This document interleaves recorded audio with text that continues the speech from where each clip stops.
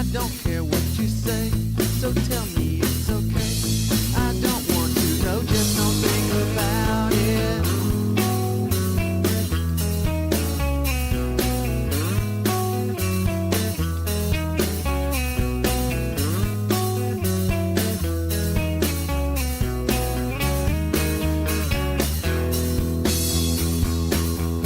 Could you reach way down inside of my throat and help me pull out all that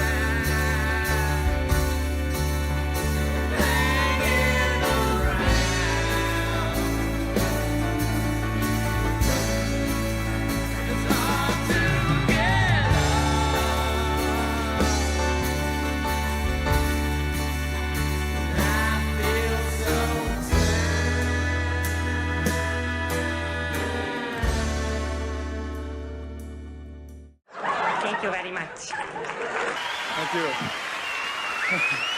Thank you. Whew. Thank you very much.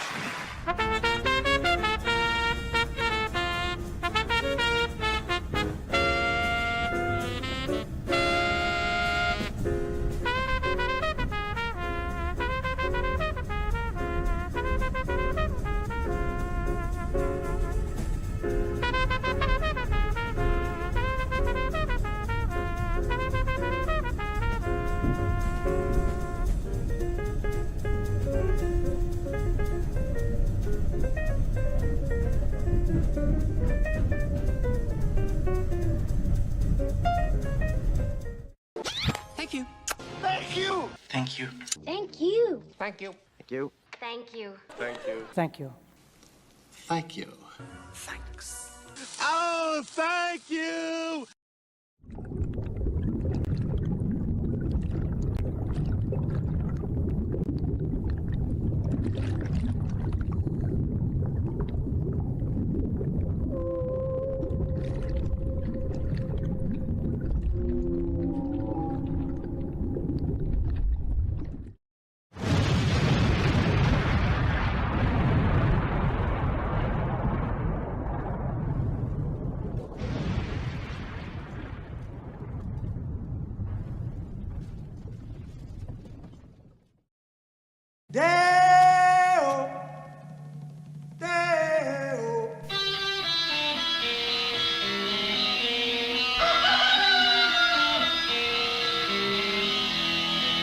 Baby's got a burger and a shooter and that shake is all go down.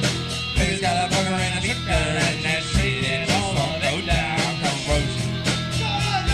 Corrosion to her thighs, erosion of her pride. Baby's got a shooter. Baby's got corrosion now. Corrosion now. Baby's got it. Baby's got it. Good morning. It is Friday, September 19th. All across the world except one place. You have to figure that out for yourself. It is I, Uncle Warren, also known as Bitch Baby when I'm in the joint. But when I'm not in the joint right now. I'm here with you nice folks. Having not coffee that is sponsored, I can't do an actual commercial today. The EPA contacted me and said, I need to shut this shit down. All the coffee that I ordered to sell is going to Yucca Mountain to soak up the nuclear waste. Desperation blend. Yeah, sorry about that. Yeah, hopefully we'll get our sponsor back soon. Maybe as possibly as soon as Tuesday. One never knows in this magical world of science and knowledge. Let's see who's here. Who dares step aboard my porch?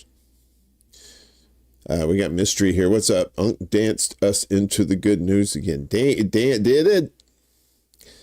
Little two-step, little boogie. That's just so I can get my bones back in place. Sometimes they like to go where they want to. Sometimes I got a little bit of a nasally thing going on, the runny nose kind of thing. It's not a cold. It's a sinus thing that doesn't get nearly as much love as colds do. Sinuses used to get a lot of play, and then this whole, the jibber jab and all the boogie woogie that went on back in 2020. If you have a cold now, a regular cold, then you're just like, get away from me. Patooey. Chuck's Intergalactic UFO Show's here, flying above in space. I kind of packed the show a little light today because I wanted to be a little more personable on a Friday to you guys. Good to see you. Willie, thank you for this. I don't know why this is not coming up. I I think they think, I don't know why there's black text on a black background. I need to fix that. Sorry, but I'll read this out. It said, if it literally becomes unlawful to talk crap about Charlie Kirk, that law must be disobeyed. Correct. Nothing but scorn, ridicule, and mocking of the stupid politics of Toilet Paper USA's founder. Correct. And that's your right to say it. I mean, I would display it if the coding was correct, but the coding, I got to fix that. I'm sorry. But thank you for the $10 too. And you're right. It's like, you should be able to talk shit about anybody. That doesn't mean they're not going to pop you in the mouth for it. You know, you should expect consequences, but you shouldn't be, told that you can't say certain things. It's ridiculous. Where are the constitutional conservatives on that? They love them some Second Amendment, but they forget that that's the Second Amendment for a reason, because there's a first one. Laney P in the house. What's up, dear? We're getting close. About a week from this Wednesday, we're going to have the Undercurrent, me and Laney Peterson. Doing a little fun stuff, interesting stories to talk about, that kind of thing. We hope you join us for that. It's going to be on YouTube. We'll have it here on this channel. We also have our channel, The Undercurrent with Laney Peterson. Or I think it says with Laney and Warren, because there were a few undercurrents on there. But we're the Undercurrent, although there's a few the Undercurrents. But we're the Undercurrent with Laney and Warren. Not some other jerk waters doing their own probably talking about Aquaman or scuba diving or some shit. Anyway, as they say, I digest. I know you're supposed to say I digress, but I digest because I just had some cereal and full of fiber. So stay tuned. Who else we got out here? Mystery. What's it? Yeah, I said hi to you, Mystery. I say hi to you again. You're a little sweetie. CBC voters here. What's up? Good to see you, my friend. We got Michael Global. What up to you too? Stephanie's spoken class today. Booyah. To you too, my friend. Is that everybody? All right. Is that everybody? I'm shutting the door. If you get here late, you can still come in. It's fine. The door. We have an open door policy here. All right. So as promised, bad news as usual. So I'm not one to do a lot of the Charlie Kirk stuff. There is a Charlie Kirk story in the propaganda watch thing comes up, but that's not gonna be my thing here. I mean, there are so many people working these Charlie Kirk angles and stuff, and, for good or for bad, and that's all well and good. I'm just choose not to go that route myself. I choose to just focus on the news of the day. If there are significant updates, like, oh, we found out that there actually was somebody else that killed him instead of this guy that they're pinning it on, right? That's newsworthy, in my opinion. I think that's worth noting. He wasn't just a YouTube guy. He was very influential with young Republicans, voters or soon to be voters. So, and he was one of the big reasons that Trump got elected. Again, for better or worse, news about him is significant if it leads to something like, well, how did he get murdered? Who murdered him? That kind of thing, right? But if we're just, it's fun to speculate, and I've seen all the videos of all the Zapruder film shit. The second, like the other angle, and then and my buddy Ricky Rance says that he's not even dead. I'm like, okay, y'all are much smarter than me when it comes to that shit. I have no idea. Yeah, you know me. I'm always of the opinion that fuckery is always afoot. So I'm always my sniffer's always sniffing around for fuckery, right? So I don't take anything at face value, especially if it's on TV anymore like that. And now that you got AI fuckery too, you saw the thing with Trump and the fingers. There was like one finger, then all of a sudden his finger like kind of Star Trek 1990s kind of morphed into something else. Yeah. Anyway, this is why the show's a little light today. So we can go off on a rant on this bullshit. All right. And now you got all these, what was it? Yeah, we got a story. We got that story about J.D. Vance saying that if you make fun of Charlie Kirk, that we'll tell your boss on you. That's the vice fucking president saying this shit, right? And these old school people, you should honor the office of fuck the office of the United States. I ain't honoring it. I ain't honoring shit when it's run by dumbasses and assholes like that. And I know it didn't start with Trump. It goes way back. All the dumbasses that ran that shit. Fuck them all, man. All bullshit. Segue into our first story today. Is this right? I forgot how to use these buttons. All right, so of course it's Israel. Their fuckery. Amid fear of further escalation, Israel pounds villages across southern Lebanon. Right? Greater Israel. They want that, they want all that shit up to the north and to the south and to the east. They want it all. With just over a week until the one-year anniversary of the Israeli assassination of Hezbollah leader Hassan Nasrallah during last year's war, there were already concerns that Israel might start again escalating attacks against Lebanon. Why? Because they're Israel. In practice, Israel never really stopped striking in spite of a ceasefire reached last November. Yes, their idea of a ceasefire is to cease talking, but still keep firing. They get the cease part in there, but not the fire.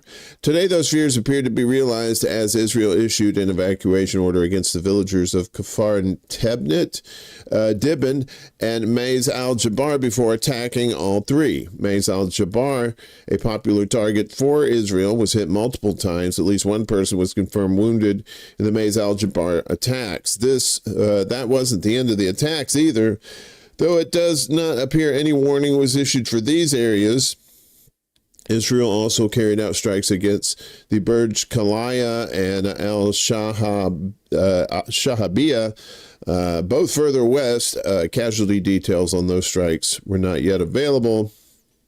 The IDF, as they generally do, claim everything they attacked was a Hezbollah weapon depot. Well, they're on that side. And of course, when they go into Gaza, they turn Hezbollah into Hamas, or they're interchangeable at this point.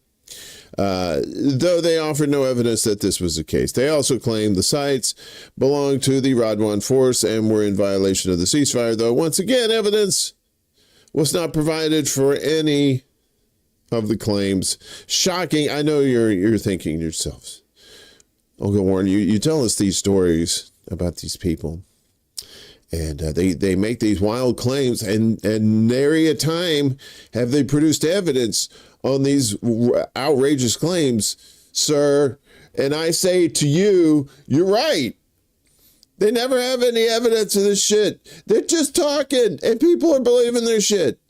Not as many, thank goodness, but there's still a whole buttload of people believing this bullshit.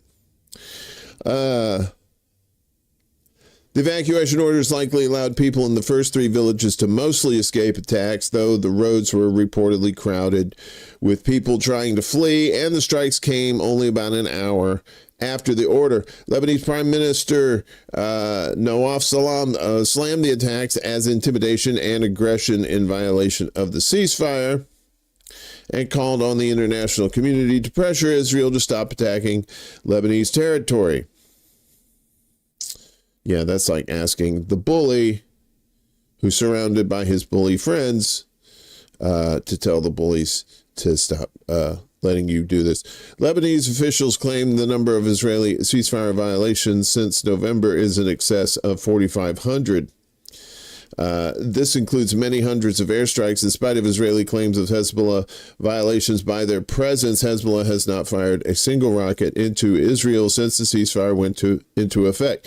See, they actually adhered to the ceasefire part of the ceasefire, whereas Israel never does that.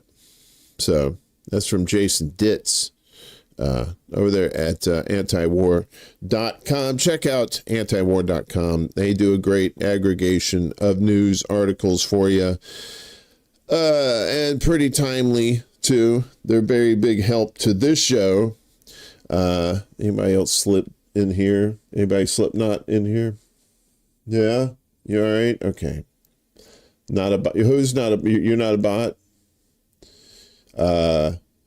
YouTube channels ban chatters, free speech. Sometimes. Everybody's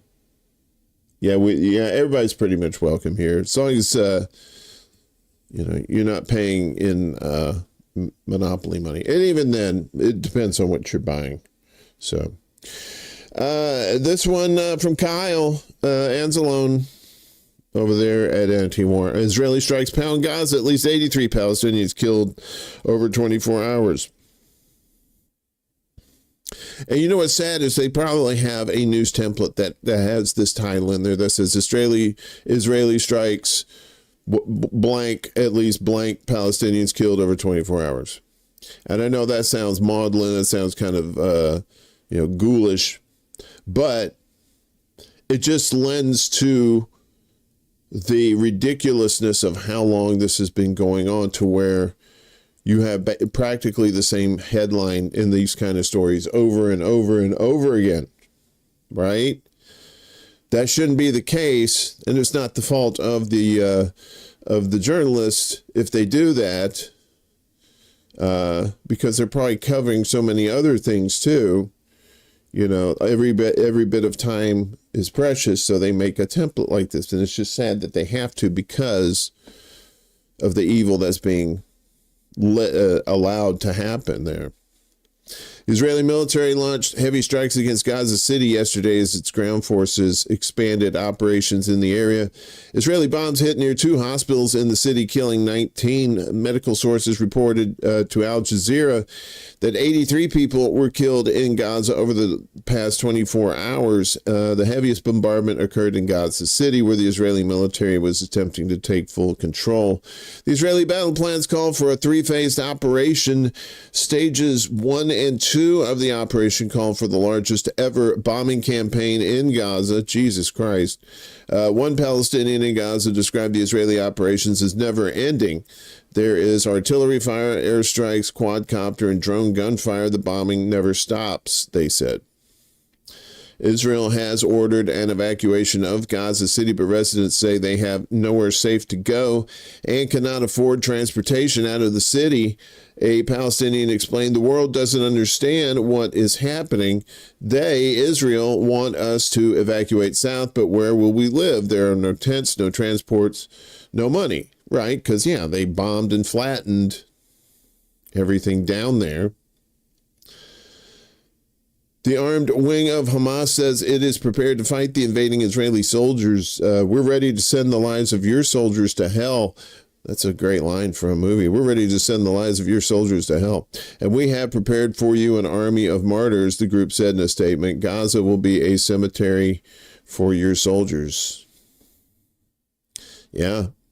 On Thursday, 4 Israeli soldiers were killed and 3 were injured in a roadside bomb in Gaza. Tel Aviv reports a total of 469 soldiers killed in Gaza since October 7th, 2023. In a separate attack near the Jordanian border, the driver of an aid truck got out of his vehicle and opened fire on Israeli soldiers. 2 Israeli soldiers were killed before a border guard killed the Jordanian gunman. Tel Aviv said the gunman may have had 3 accomplices. I think we have that story coming up next. Yeah, so this is from Al Mayadeen. 12 Israeli soldiers killed, wounded in resistance operation in Gaza. So now they're starting to see more and more as the desperation unfolds there, more people striking back. 12 Israeli soldiers have been killed and wounded in a resistance operation in the Gaza Strip as the Palestinian resistance continues battling invaders amid the horrific assault on the besieged and starved enclave. Israeli media confirmed that 4 Israeli occupation soldiers were killed and 8 others sustained injuries after an explosive device targeted an Israeli Humvee. The incident was described as extremely difficult, with media reports noting that the location where the operation was executed was supposed to be a, quote, safe zone for Israeli operations. Oh, how ironic is that, right? When they were telling people to move down south or wherever in Gaza to these aid stations. Then when they got to the aid stations, they started shooting at them. Now they got a little taste of their own medicine. Just pointing out, I'm not celebrating any of this shit. I'm just pointing out the irony in it for people who are perpetrating this shit. This comes as the Palestinian resistance remains relentlessly committed to defending its people and land as Israel intensifies its onslaught in Gaza in an attempt to ethnically cleanse it. The Mujahideen brigades announced that its fighters targeted and directly hit an Israeli Merkava tank with a Sayr charge in the Al Zaytun neighborhood. Exactly, Chuck. They've been lying about this atrocity since 1947. Absolutely.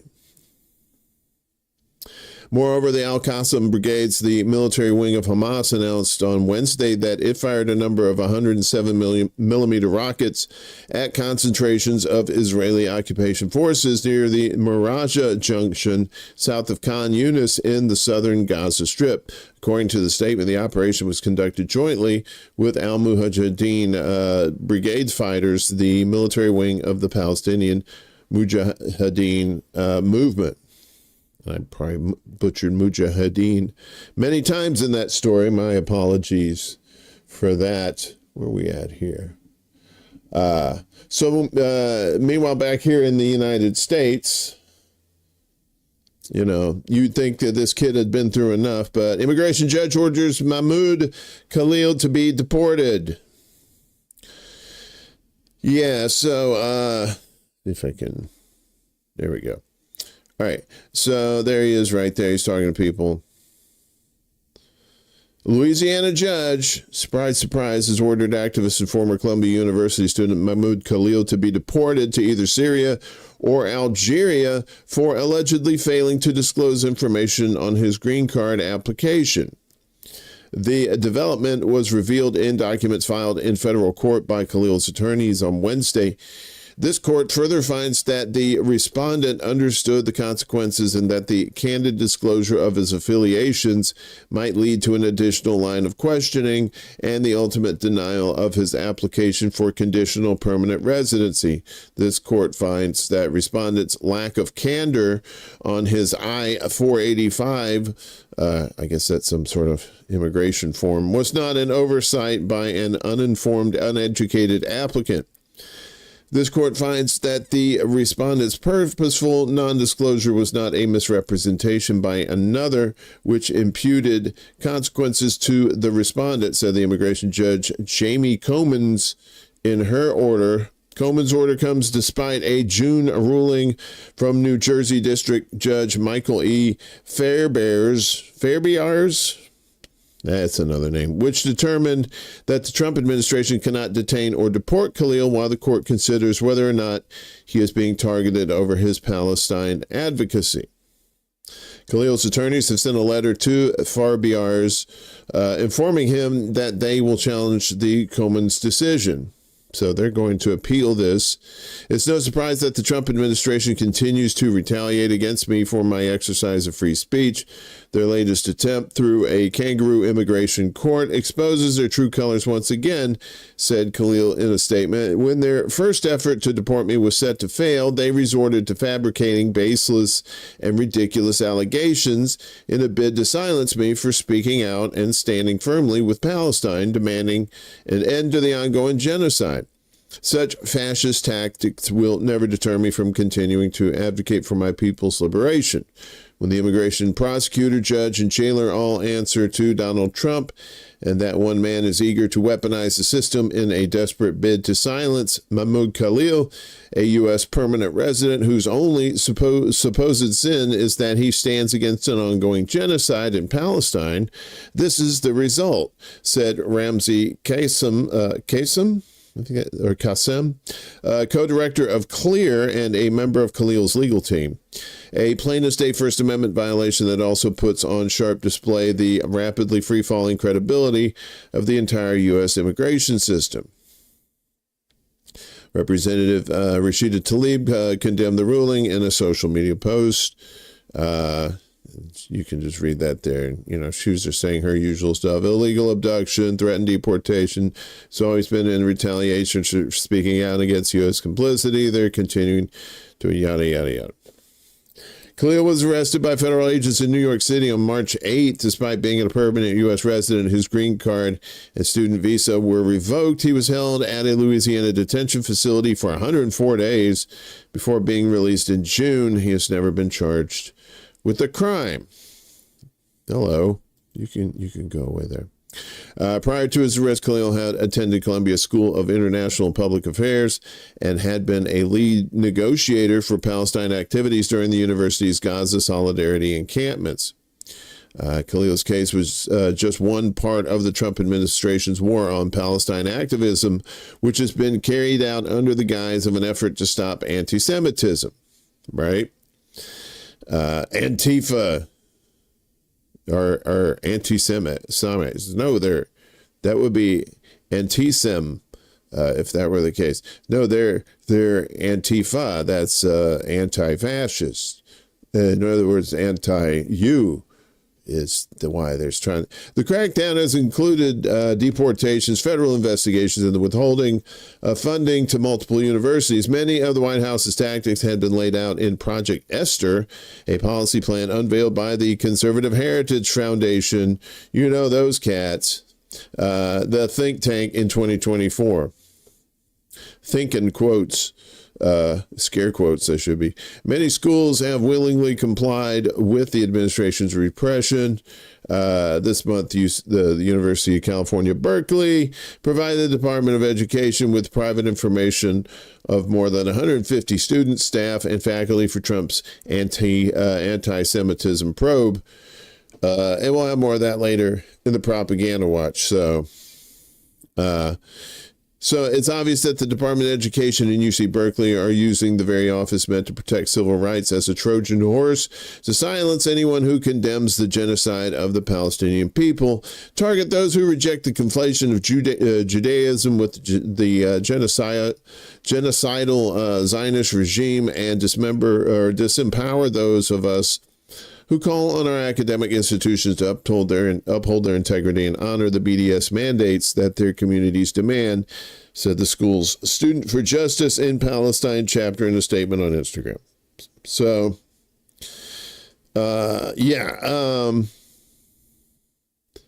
So, like I say, he's not deported yet, right? But it's they're going to appeal this. So I'm not sure if he's just kind of still waiting here. But if there's any information on that, we're going to let you know about that when it comes up. So and there was one thing in here. The Project Esther, about the Heritage Foundation. I didn't know about that. But the thing about the schools is, what they're doing with the schools is they're saying, all right, well, we're going to investigate you, and that's going to stink. Also, we're going to withhold federal funding that we give you to these schools. And then they'll be like, that's how that works. Every money talks and bullshit walks nowadays, man. It's just we've become the Judge Dredd society where everything is run by corporations and stuff, and lobbyists and foreign interests of a certain persuasion.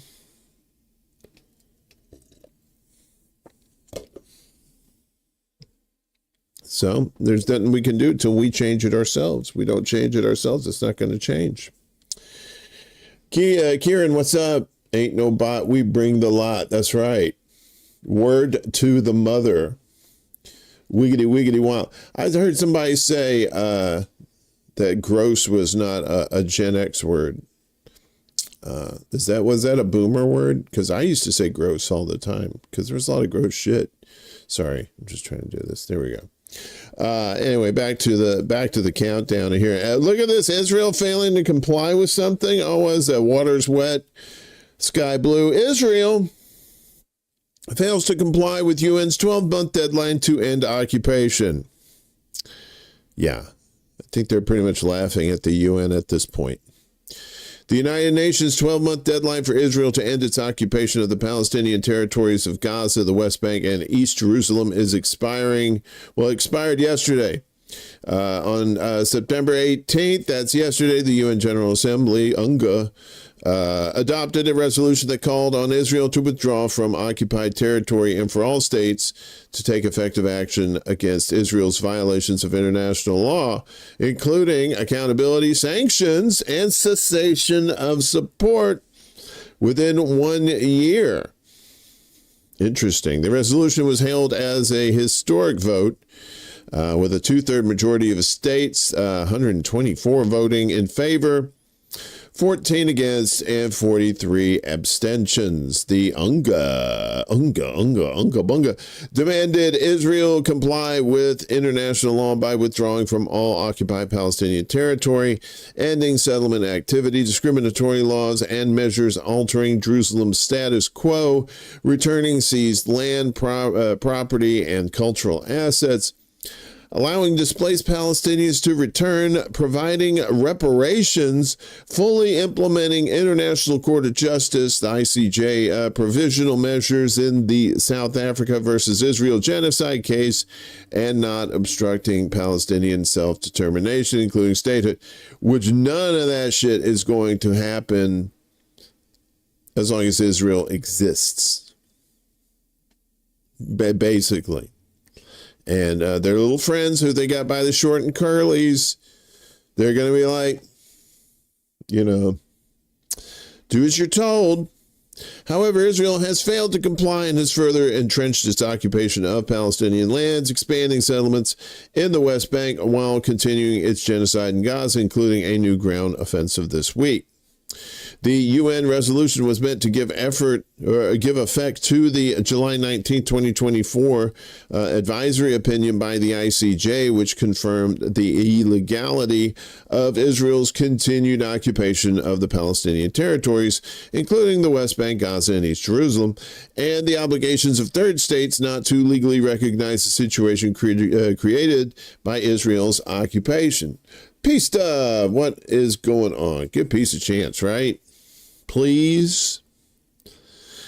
The ICJ ruling affirmed by the UNGA declared Israel's very presence in occupied Palestinian territory as a breach of fundamental international legal norms, including the Palestinians' right to self-determination, the prohibition of racial discrimination and apartheid, as well as the absolute prohibition of annexation through the use of force. The breach of fundamental legal norms triggers immediate legal obligations on Israel and third states to end the occupation and cease any support or recognition for it. However, a year later, Israel has defied the ICJ and UNGA's recommendations, while most states have not complied with their obligations under international law as stipulated by the resolution. Shocking. I know, right? What happened? We're also on Rumble and Facebook, by the way. So if you're watching on either one of those, if you're lurking, it's all right. We like lurkers, especially when we're wearing something nice and frilly for you. So the text in particular called upon third states to take the following steps. Prevent their citizens, companies, and authorities from recognizing or assisting Israel's unlawful presence in the occupied Palestinian territories. halt imports of goods from Israeli settlements, and stop arms transfers to Israel where there is a risk they may be used in the occupied territories. Some countries have, but imposed sanctions include travel bans and asset freezes on individuals and entities involved in maintaining Israel's unlawful presence, including those linked to settler violence, and support accountability efforts for all victims. None of that shit. None of that shit. Some countries have taken steps over the past year, whether independently or collectively, in response to the genocide in Gaza and the continued occupation and apartheid imposed on Palestinians. Since its launch in January, the Hague Group, a bloc of 8 countries from the Global South formed to hold Israel accountable under international law, has been seeking to translate the UNGA resolution into concrete measures. Right? It's due to hold a ministerial meeting on the sidelines of the General Assembly on September 26th in New York during Israel's presentation to discuss collective and coordinated measures being implemented at national and international levels. Later that day, Colombia and South Africa, co-chairs of the Hague Group, will present a collective plan of legal and diplomatic measures to halt the genocide in Gaza and defend the integrity of international institutions. Gaza is the litmus test of our lifetime, and a state's response to Israel's assault on Palestine will be the defining moment of UN General Assembly Week in New York. Varsha Gandikota Natutla Nalut, oh my God, Nalutla, the group's chair, told me at least that I know I was going to fuck up one of those names. It was a minefield of names. Diplomatic and legal measures against Israel over the past year have been fragmented, said that lady, and this is where the Hague Group is seeking to make a difference. As member states, we must collectively use our courts, our ports, our factories, and financial systems to interrupt the material arteries of the genocide, she said. The Hague Group will be in New York to make that case. International law must be enforced, and only collective and coordinated state action can end the Gaza genocide. While most states have failed to stop Israel's genocide or implement the UNGA's resolution, the past year has seen a changing tide even among Israeli allies. European states have so far failed to agree on the suspension of the EU-Israel Association Agreement, which legal experts argue is incompatible with the ICJ's advisory opinion and the UNGA resolution.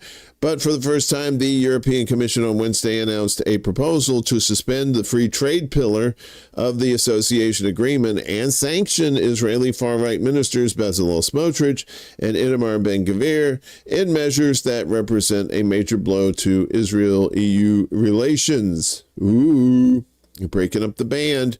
Meanwhile, a group of EU states have taken unilateral steps against Israel over the past few months as the bloc as a whole has demurred. Earlier this month, Spain barred Ben-Gvir and Smotrich from entering the country, and Prime Minister Pedro Sanchez declared 9 measures were being taken that he said aimed to prevent Israel's genocide in Gaza. They included a full arms embargo on Israel and banning the entry of Israeli officials suspected of involvement in the genocide.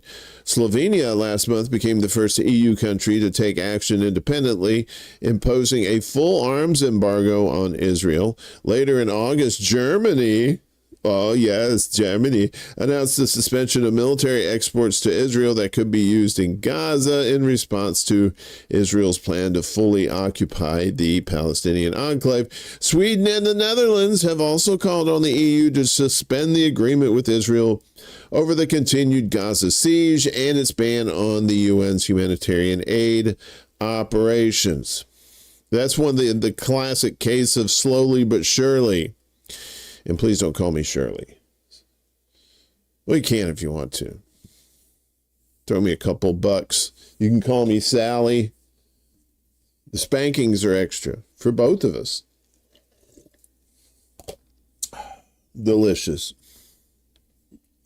So yeah, Israel breaking another agreement. This is why people are starting to or the ones, everybody that's already knew that Israel was shady as hell, have already distrusted them. But then now the ones that are just like, what? You mean they're bad?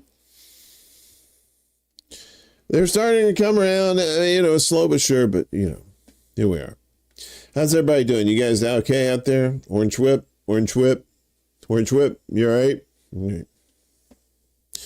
We're doing good here. 75 degrees here in the Chicagoland area.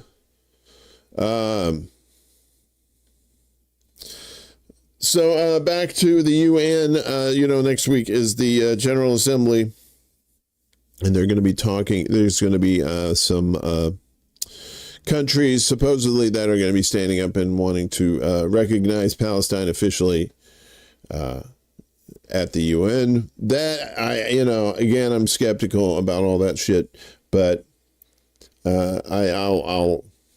it remains to be seen what will be done if and when that stuff actually happens. Meanwhile, the UN is talking about the efforts to support starving people are being systematically blocked by Israel in Gaza. And we know they've been blocking it, but the UN yesterday highlighted Israel's systematic obstruction to deliver humanitarian aid into the Gaza Strip amid intensified military operations by Israeli forces, citing the Office for the Coordination of Humanitarian Affairs, that would be OCHA. UN spokesperson Stephanie Dujarric warned during a news conference that the last remaining lifelines for civilians in Gaza are collapsing amid intensified military operations. In just 5 days, 11 UNRWA, that's UN Relief and Works Agency personnel or premises serving as emergency shelters for about 11,000 people in Gaza City have been damaged after taking direct hits or indirect hits. He said regarding the displacement of Gazans, Dujarric warned that it is rising fast now, exceeding more than 1 million people since the ceasefire collapsed in mid-March. Some 200,000 displacements have been recorded from northern to southern Gaza over the past month alone, including 56,000 since Sunday, and that was as of yesterday, I guess, as of Wednesday. He raised the alarm about the rapid increase of displaced families who are sleeping on the streets or in makeshift tents and struggling to survive, noting the UN's continued efforts to reach people across Gaza with life-saving support. Dujarric said opportunities to support starving people are being systematically blocked, according to our humanitarian colleagues. Every week, new restrictions are imposed, he added, saying that the Zikim crossing, which is the only one that goes directly from Israel to the north, where famine, as you know, has been confirmed, has been shut since the weekend. He stated that Israeli authorities have also classified some food items such as peanut butter as luxuries that are not being allowed in, leaving large amounts of already procured aid stuck outside Gaza, he said, pointing to the inspection challenges that cause unpredictability and needless delays. Dujarric reported that Israel also continues to block humanitarian movements inside the enclave. Just yesterday, that would be Wednesday, 3 of 14 coordinated movements were denied, including 2 intended to bring food to the north. So yeah, this with all these other distractions, all this Charlie Kirk stuff going on, we still forget that they're still being starved in Gaza, and denied peanut butter. Peanut butter is a luxury. Are you serious? That's insane. Well, I mean, these are insane people. So what do you expect? So now we point our fuckery antenna to Israel and Syria.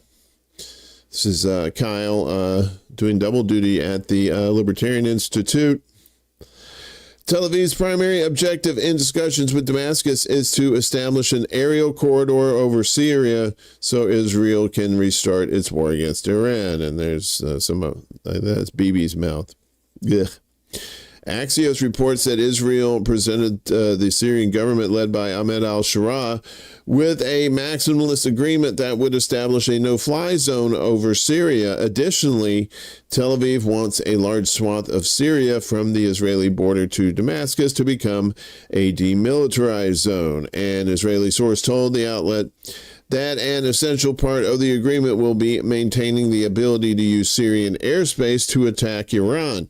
A central principle of the Israeli proposal is maintaining an aerial corridor to Iran via Syria, which would allow for potential future Israeli strikes in Iran, they said. Bibi started an unprovoked war with Iran in June. Tel Aviv targeted leadership in Tehran, nuclear facilities, and scientists. And Trumpy joined the war by striking 3 Iranian nuclear sites that Israel lacked the military capability to destroy. Israeli forces currently occupy southern Syria, with Israel promised to withdraw its troops. Sorry, I laughed when he said promised. From Syria, if Damascus accepted the agreement. On Wednesday, Shara said a deal with Israel was possible in the coming days. Tel Aviv made a similar agreement with Hezbollah, where Israeli soldiers were scheduled to withdraw from South Lebanon after Hezbollah moved its forces out of the region. However, after the Hezbollah withdrawal, Tel Aviv maintained its occupation. Shocking, I know, isn't it? Israel is now demanding that Hezbollah entirely disarm. Haha.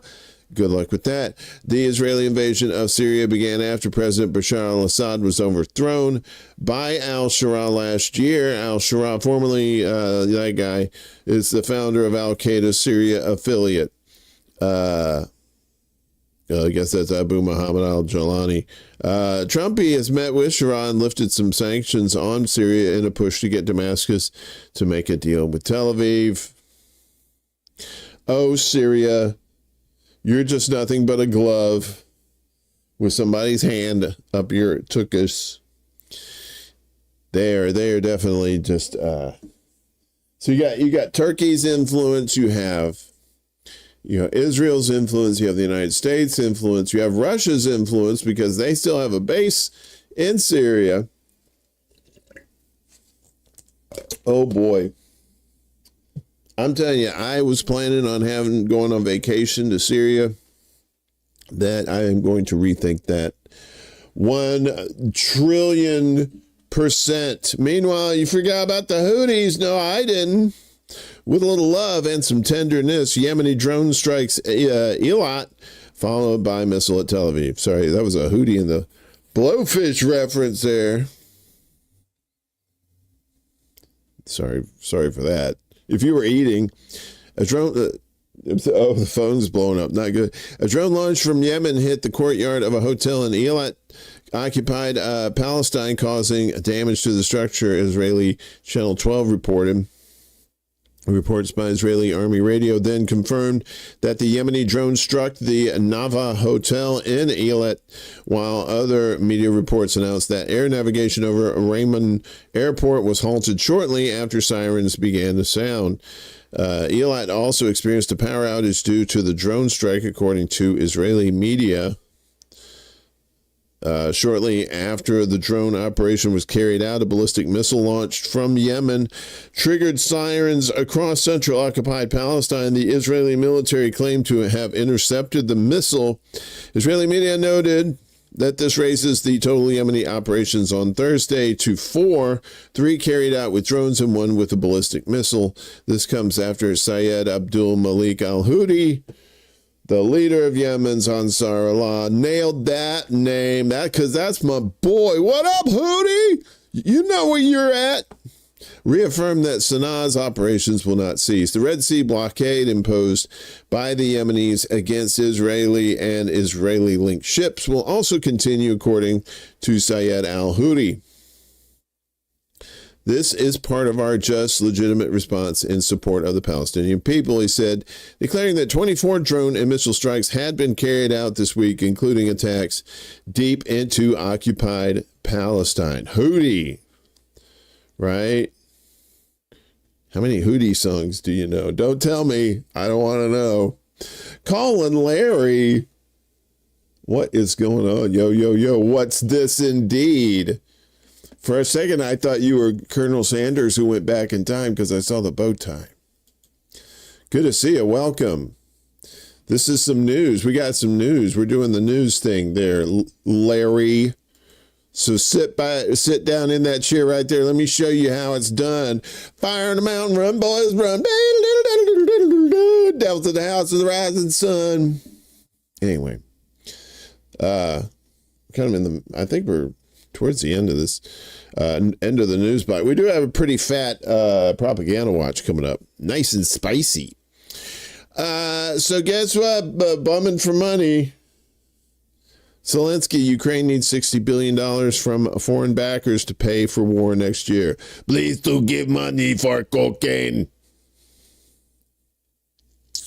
You was thinking about Hoot yesterday. I'm sure you were, Mystery. Oh, you're in West Texas? We got a couple of Tejas fans up in here. That's good. Good to see you, man. Wolverines. Look, I'm sorry, Colin Larry. Unfortunately, we don't like white people in here, so hang on a second.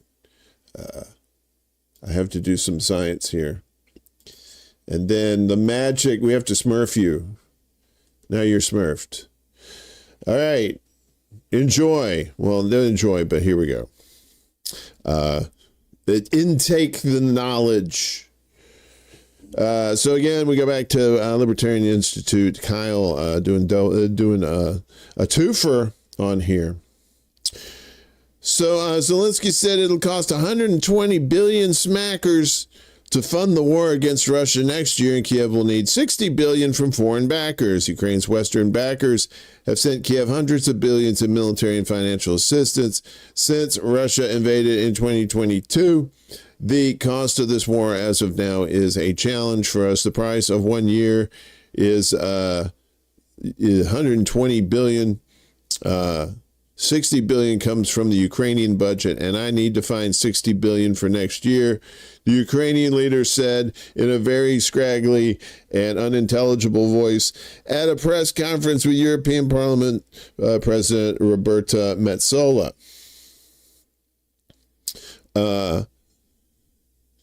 I could do the voice, but that voice hurts. It hurts. And with my sinuses today, no thank you. We'll save it for next time. There's plenty of Zelensky on the way. The U.S., cocaine. The U.S. has sent Ukraine at least $175 billion in assistance since the outbreak of the conflict. According to the Kiel Institute, European countries have collectively provided about $250 billion. In contrast, 1/10 of that can solve homelessness in the United States. If you believe that, about 20 billion, they'll do it. Trumpy was critical of his predecessor's policy of funding the war in Ukraine and has not signed off on the large-scale military aid packages to Kiev that were common during the Joe Biden administration. But, however, Trumpy continued the policy of sending weapons to Ukraine. On Wednesday, the White House approved $1 billion in arms sales to Ukraine that will be funded by NATO. Members of the North Atlantic have so far pledged to buy $2 billion of arms for Ukraine from the U.S. And if they're a good kid, they may get $3 billion at Christmas. Zelensky told reporters that the packages will include advanced missiles. We definitely have Patriot and HIMARS missiles, he said. The current commitments from NATO are far short of what Zelensky said is needed to fund the conflict. There he is. That's the picture right there. Grass, gas, or ass, Zelly. Nobody rides for free. There you go. Hey, stop it. So from that guy to the French, they're not too fond of Macron. Macron, get out! Unions lead massive anti-austerity protests across France. Sacre bleu. Let me make this bigger. Echoing demonstrations against French President Emmanuel Macron's pension reforms 2 years ago, hundreds of thousands of people joined protests across France on Thursday, outraged by the government's proposed austerity measures. While the CGT trade union, one of several labor groups that pushed for the mass mobilization, put the count at over 1 million, French authorities, whose figures are usually much lower than unions, said more than 500,000 demonstrated nationwide, including 55,000 in Paris. Okay, well, then split the difference. Thursday's demonstrations followed last week's Block Everything protest, which coincided with French Prime Minister Sébastien Lecornu's full day in office. Macron picked Lecornu, his ally and former defense minister, for the post after François Bayrou lost a no-confidence vote in the National Assembly over the budget plan. Although Lecornu quickly scrapped out one of the most unpopular proposals, eliminating 2 public holidays, he has not ruled out the rest. Euronews noted Thursday these include an overhaul of unemployment benefits, linking pensions from inflation, and raising out-of-pocket medical costs. Look at that. No wonder they're having parades for them. Sorry, they're not. A protester named Alexandre told Euronews that right now we have a government that doesn't listen to us and is even the opposite of what the population needs. A government that robs fellow citizens, and it's important for everyone to mobilize for the people of France. You could also say United States, who want to be dignified and who also want to give others their dignity throughout the world. We're in a situation of injustice, he added. Workers can no longer feed themselves. Students no longer have future prospects. Hospital staff, railway workers, students, and teachers were among those who poured into the streets across France, including major actions in cities such as Lyon, Marseille, and Paris, rallying behind the message, strikes, blockades, Macron, get out. The Public Service Ministry said that nearly 11% of France's 2.5 million state employees were on strike, according to Le Monde. Around 1 in 6 teachers walked out of primary and secondary schools. 9 out of 10 pharmacies were shuttered, and severe disruption occurred on the Paris metro network, where only the 3 driverless automated lines are working normally. They're testing they're testing the robots there. Protesters want the government to not only kill the proposed austerity measures, but also spend more on public services and impose higher taxes on the wealthy. And what about that? Ain't that nice, right? Let's read that again and read it with some sexy music. Protesters want the government to not only kill the proposed austerity measures, but also spend more on public services and impose higher taxes on the wealthy. Delicious. Max Sarge. This is the chef boy Sarge. I don't know. I got nothing. Sophie Binet, the head of the CGT union, said that the anger is huge, and so is the determination. My message to Mr. Lecornu today is it's the streets. It's the streets that must decide the budget. It's the streets that must decide the budget. Bang. That's hardcore right there. It's the streets, motherfucker, that must decide the budget. Multiple elected officials with La France in LFI, a party founded by Jean-Luc Mélenchon, that is now part of the Nouveau Front Populaire Alliance, shared social media posts about them joining the protests. The mobilization of youth continues, said Claire Lejeune, an LFI member of the National Assembly, after speaking with secondary school students in Essonne, who no longer want this policy that is wrecking their future. What? Kids don't want shit wrecking their future? What the hell? Citing this dismantling of public education, war policy, and ecological inaction, Lejeune said they are absolutely right. In the country, no one wants Lecornu or Macron anymore. I was in support of this peaceful mobilization alongside the unions and teachers, and faced with a completely disproportionate police setup. Approximately 80,000 police and gendarmes were deployed for the protest nearly early Thursday. LFI's Clemence Gauté, that's probably how you say it, a vice president in the National Assembly, shared footage of officers kicking and shoving a woman. Cops are the same everywhere. Everywhere this morning, the repression strikes and hits without distinction or restraint, she wrote. The images reaching us are shameful here in Marseille. And to everyone, be careful. France no longer has a government. Macron is the only one responsible. After the 1 million estimate began circulating, Guet called the mass action immense, everywhere, impressive, and declared the people are in the streets. We're going to win. Man, you like to hear that. As Al Jazeera reported, across the country, Palestinian flags were visible as some protesters also stood in solidarity with Palestinians in Gaza during Israel's war on the Strip. Protesters blocked the Eurolinks arms factory in Marseille, which is believed to supply equipment to Israel, while holding a large banner that read, "Shut down the genocidal factory." Noting the solidarity with the Palestinian people on Thursday, LFI's Sarah Legrain called for sanctions, an arms embargo, and lifting Israel's blockade of Gaza, where civilians are starving to death. Later Thursday, Legrain celebrated the massive turnout and pledged that we will keep the pressure up until Macron leaves. Oh, the French. See, and the thing is, it's like, well, why can't we do what the French do? The French have a much smaller country than we do, right?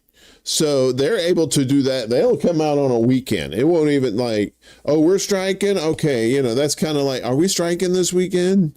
Yeah. Okay. All right. I'll see you there. Only they have it in a nice French accent or whatever. You're talking about, I don't know how many people, 50 million people in France, whereas there's like 350 million here. But there are ways to do it. You can shut shit down. You don't have to knock out the whole body. You just have to, just hit the right arteries, like your transportation system for goods and services, right? If you want to stop capitalism, you stop the flow of money, and that's products moving, that's money moving. So China is like, all right, we're tired of your dumb shit, United States. You need to stop picking on Venezuela. China backs Venezuela, warns U.S. against bullying after second deadly sea raid. Venezuelan President Nicolas Maduro accuses Washington of using military power for political purposes. What? That's unheard of. Venezuela's foreign minister said Wednesday that China pledged support for Caracas's efforts to preserve peace in the Caribbean, quoting Ambassador Alan Hu, saying Beijing stood in solidarity as Washington pressed ahead with military strikes on boats it claimed were carrying drugs. Foreign Minister Ivan Gil met with Lan in Caracas and described the message from Beijing as a significant gesture at a time when the U.S. had deployed warships and launched 2 deadly operations in less than a month. Gil stressed that President Maduro was committed to regional unity and to what he called an authentic battle against narcotics trafficking, but accused Washington of using military power for political ends. The Chinese pledge came as Washington carried out a second strike near the Venezuelan coast, announced on Monday by Trumpy. He stated that U.S. forces had targeted a vessel in international waters carrying cocaine and fentanyl bound for the U.S. Oh, shit, no wonder it didn't show up. Wait, what? Oh, sorry. The 3 people on board were killed, and video footage, according to Trump, he showed big bags of cocaine and fentanyl, and it probably had in cartoon letters Acme fentanyl, and one said Acme cocaine. Hold up the camera, hey! Floating in the sea. That strike followed an operation earlier this month that killed 11 people on a speedboat that the U.S. linked to Venezuelan cartels. Still don't have any evidence about that. Secretary of Defense Secretary, not Secretary of War? Then I thought is that over with? Are we done with that bullshit? Defense Secretary Pete Hegseth vowed the U.S. would track them, kill them, and dismantle their networks throughout our hemisphere, adding that he did not rule out extending operations to land. You might want to hesitate in saying that.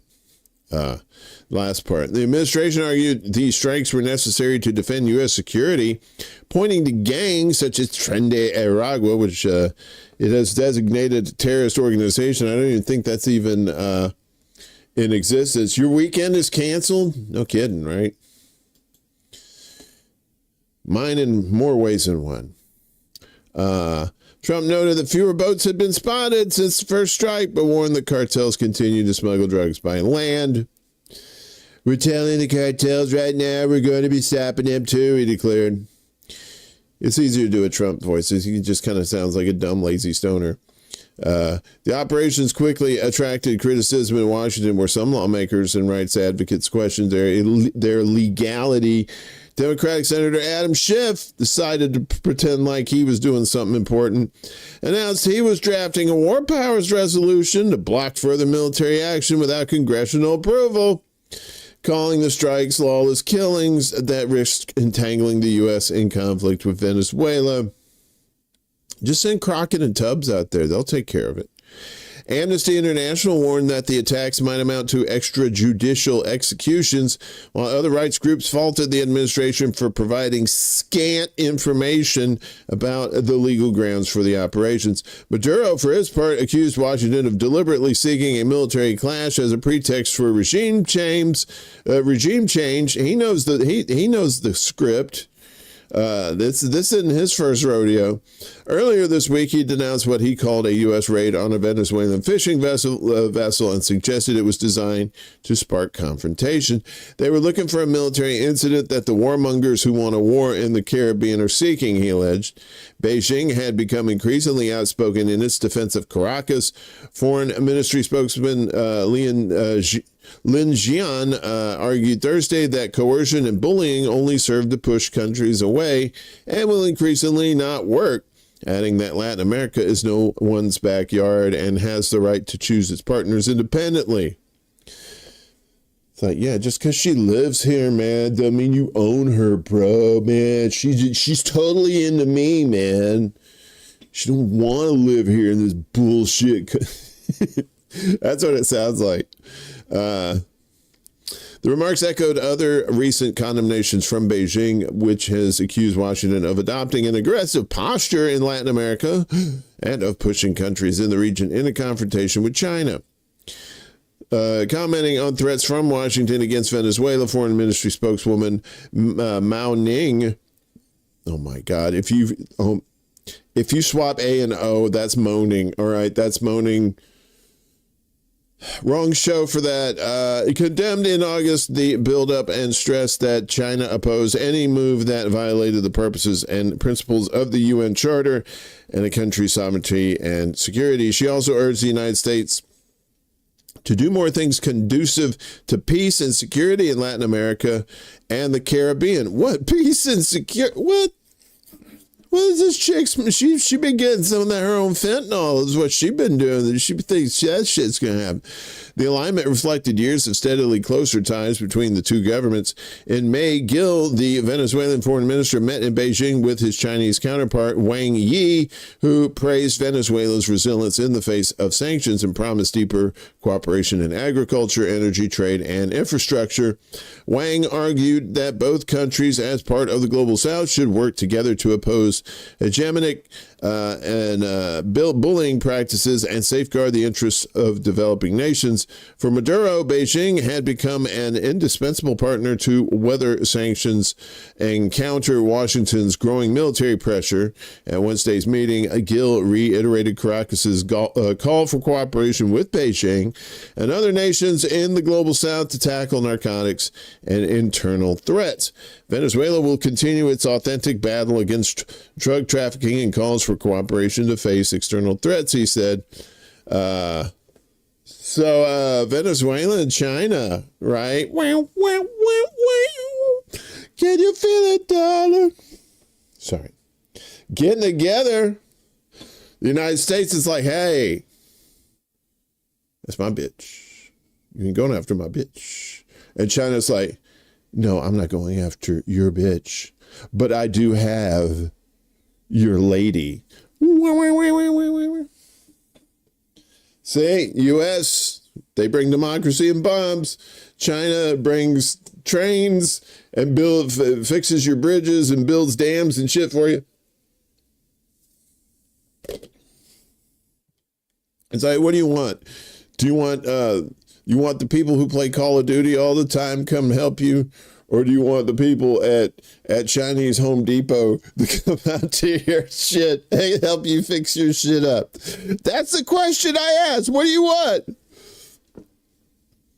You want psychos? You want like Home Depot out there, or Lowe's, or whatever your favorite, thing is. So Venezuela, as we said, this is not their first rodeo. They know about all this shit. And in doing so here, we got Venezuela conducts large-scale drills following U.S. attacks in Caribbean waters. They got a lot of people, apparently. The Venezuelan armed forces have begun 3 days of military exercises on the island of La Orchila, following aggressive U.S. military action in the region and U.S. threats against Venezuela's President Nicolas Maduro in recent weeks. I wonder if they're going to do like a Bay of Pigs, or if they're going to get like Venezuelan expatriates together and have them storm the beaches. That's how the Bay of Pigs happened. They got all these ex-Cubans that wanted to get their country back. And they tried that, and they were ill prepared, and they got their ass kicked. And this sounds like exactly if Trump was stupid enough to do that again, which I wouldn't be surprised if he would be. It's in lieu of putting actual American boots on the ground. He'll probably just send drones, though. They're not going to send people, I wouldn't think. Why send people when you can send drones?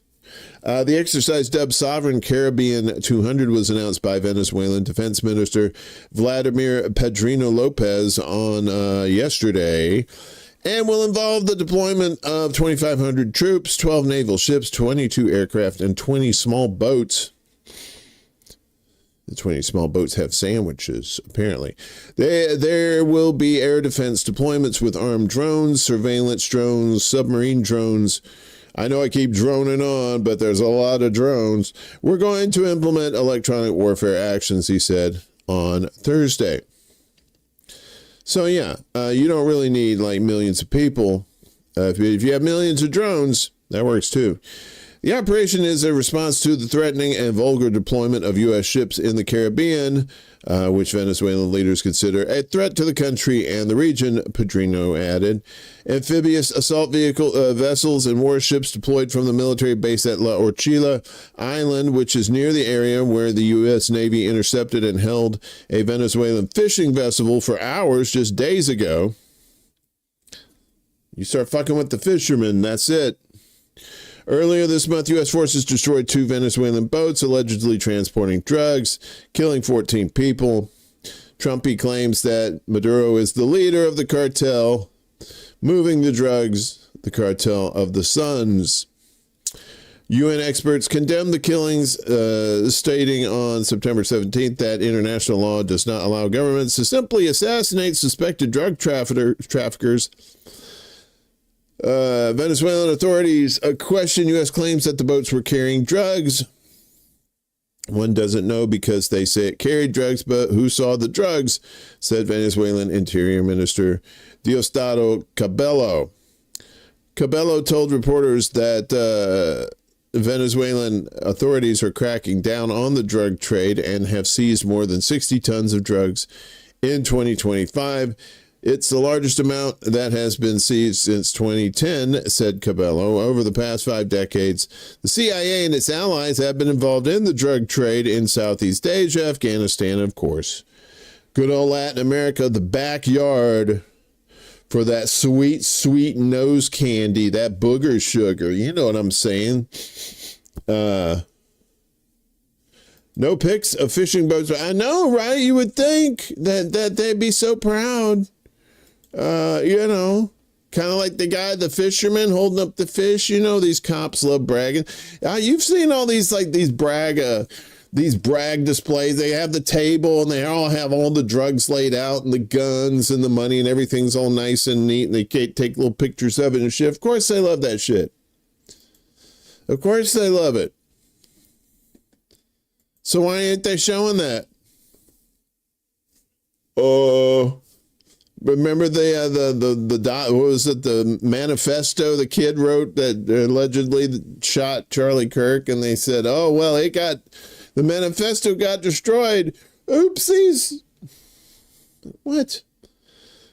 The tunnel, the cameras in the tunnels where Princess Diana died were out. Oopsies. The camera was out with Jeffrey Epstein when he allegedly killed himself. Oopsie. The Pentagon, the most video, captured building on the planet, has one camera with that looks like a Fisher-Price camera, shows something hitting. Oopsie! Come on. These cameras that never work when they work when you don't need them. Oh yeah, they're there all day long. But when you need them, they're not working. And we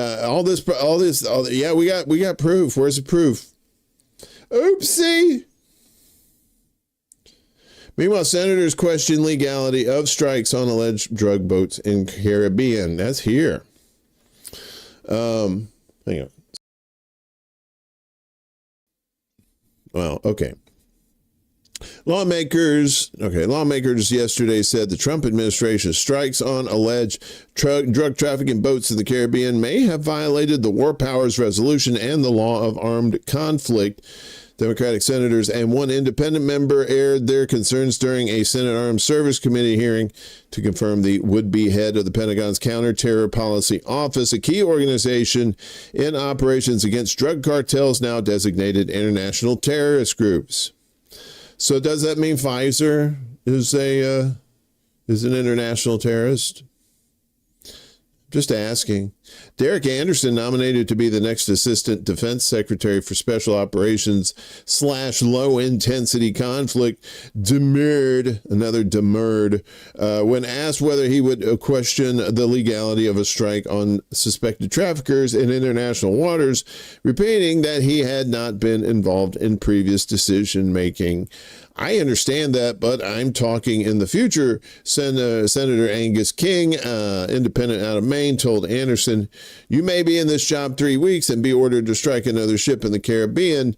Are you going to ask a question about what is the legal authority for that strike? Lawmakers have expressed alarm about aspects of the strike's execution, including a lack of congressional notification. They never notified Congress. And subsequent briefings, but principally the absence of an authorization for use of military force, the AUMF, the legal framework that supports U.S. strikes on other terror groups like Al-Qaeda and ISIS. Yeah, how about those opioid lab factories they just turned off? Yeah. They're terrorists. They're all terrorists, man. This designation, however, does not grant new authorities for military targeting. Senator Jack Reed, a Democrat out of Rhode Island, the committee's ranking member, said during the hearing, given the large number of U.S. military assets that have been deployed to the Caribbean, it is clear that the administration intends to continue such operations, but skirting law and denying transparency for the American people risk a dangerous escalation with international ramifications. The president sent a War Powers Resolution report to Congress earlier this month as a justification for the September 2nd strike, but did not include the name of any designated organization. The administration's defense rests on the president's ability to order defensive strikes upon imminent threats, though legal experts have questioned whether a speedboat possibly carrying drugs to the U.S. meets that definition. Separately, there are now concerns about the possibility that service members who were involved in the strikes could be prosecuted if their actions are deemed to be war crimes. Here we go. We are hearing that there are individual folks in uniform involved in these operations who are now asking for legal cover in these operations because they believe that they potentially violate the law. Senator Alyssa Slotkin, Democrat out of Michigan, said during the hearing, alluding to reporting by the Wall Street Journal. Slotkin continued, "This is a fundamental issue of this committee, and I would ask that you get smart on the legal authorities because if individual folks in uniform are going to be held personally liable for your decisions, you should take accountability for that." Accountability? Oh, what a sweet summer child. So sweet and innocent, thinking that someone's going to get held accountable for this shit. What a sweetheart. That's not condescending. I'm being very nice. We got more stuff. Oh, yeah. Finally, in our news block here, the military ex-top U.S. Navy chief sentenced over contract for job bribery scheme. Please, he's bribed enough. All right, give the man a break. See, and she's like, oh, I'm so little and he's so large. Retired U.S. Navy Admiral Robert Burke is now we're getting these American names. Robert Burke has been sentenced to 6 years in prison in order to pay a substantial fine for bribery and related offenses, federal prosecutors announced on Tuesday. Burke was convicted in May of bribery, conspiracy, and other charges after a jury found he steered a $355,000 government contract to a private firm in exchange for future employment. What? The four-star admiral once served as the Navy's second highest uniformed officer and commanded U.S. naval forces in Europe and Africa. I bless the rains down in Africa. According to court documents, Burke leveraged his position in 2021 to help Next Jump, a workforce training company, secure a Navy contract to deliver programs that had been poorly received under a previous multi-million-dollar deal.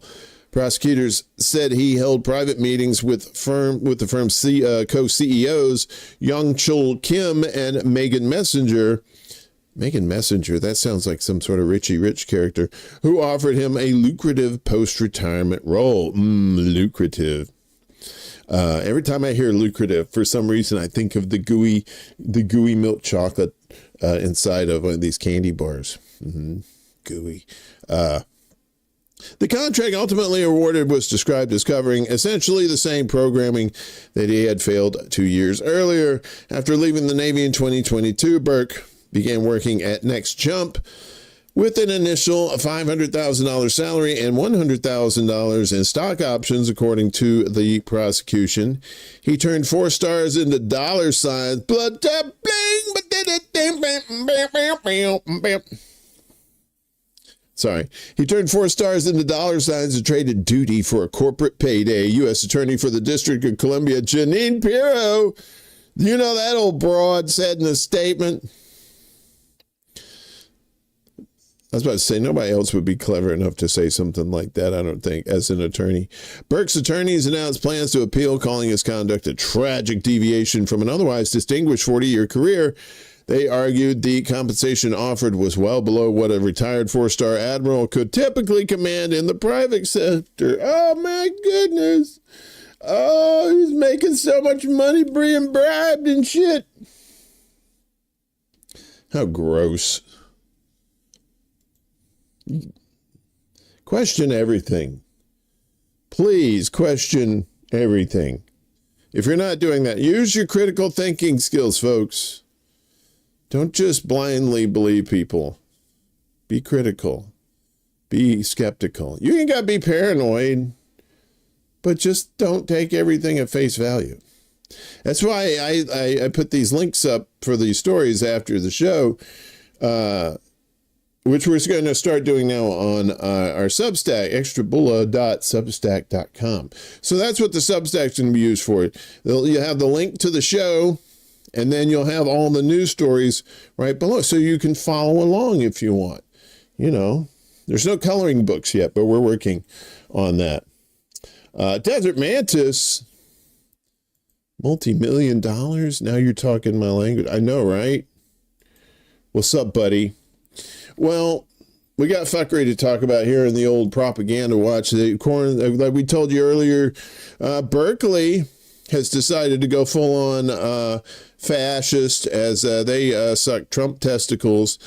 You know, and I really did not see that coming. What? Sharing of biased and false News has become all too common on social media. More alarming, some media outlets publish these same things are true without checking facts first. Unfortunately, some members of the media use their platforms to push their own personal bias and agenda to control exactly what people think. And this is extremely dangerous to our democracy. So yeah, UC Berkeley hands over private staff and student information for Trump's anti-Semitism probe. Giggity. Oh, Berkeley. The University of California, Berkeley, UC Berkeley, has provided the federal government with the private information of more than 150 students, staff, and faculty. The move comes in response to the Trump administration's investigation into alleged campus anti-Semitism. Leftism, which is widely viewed as a means to a crackdown on campus Palestine activism. The Daily Californian reports that the school's Office of Legal Affairs sent emails to those impacted on September 4th.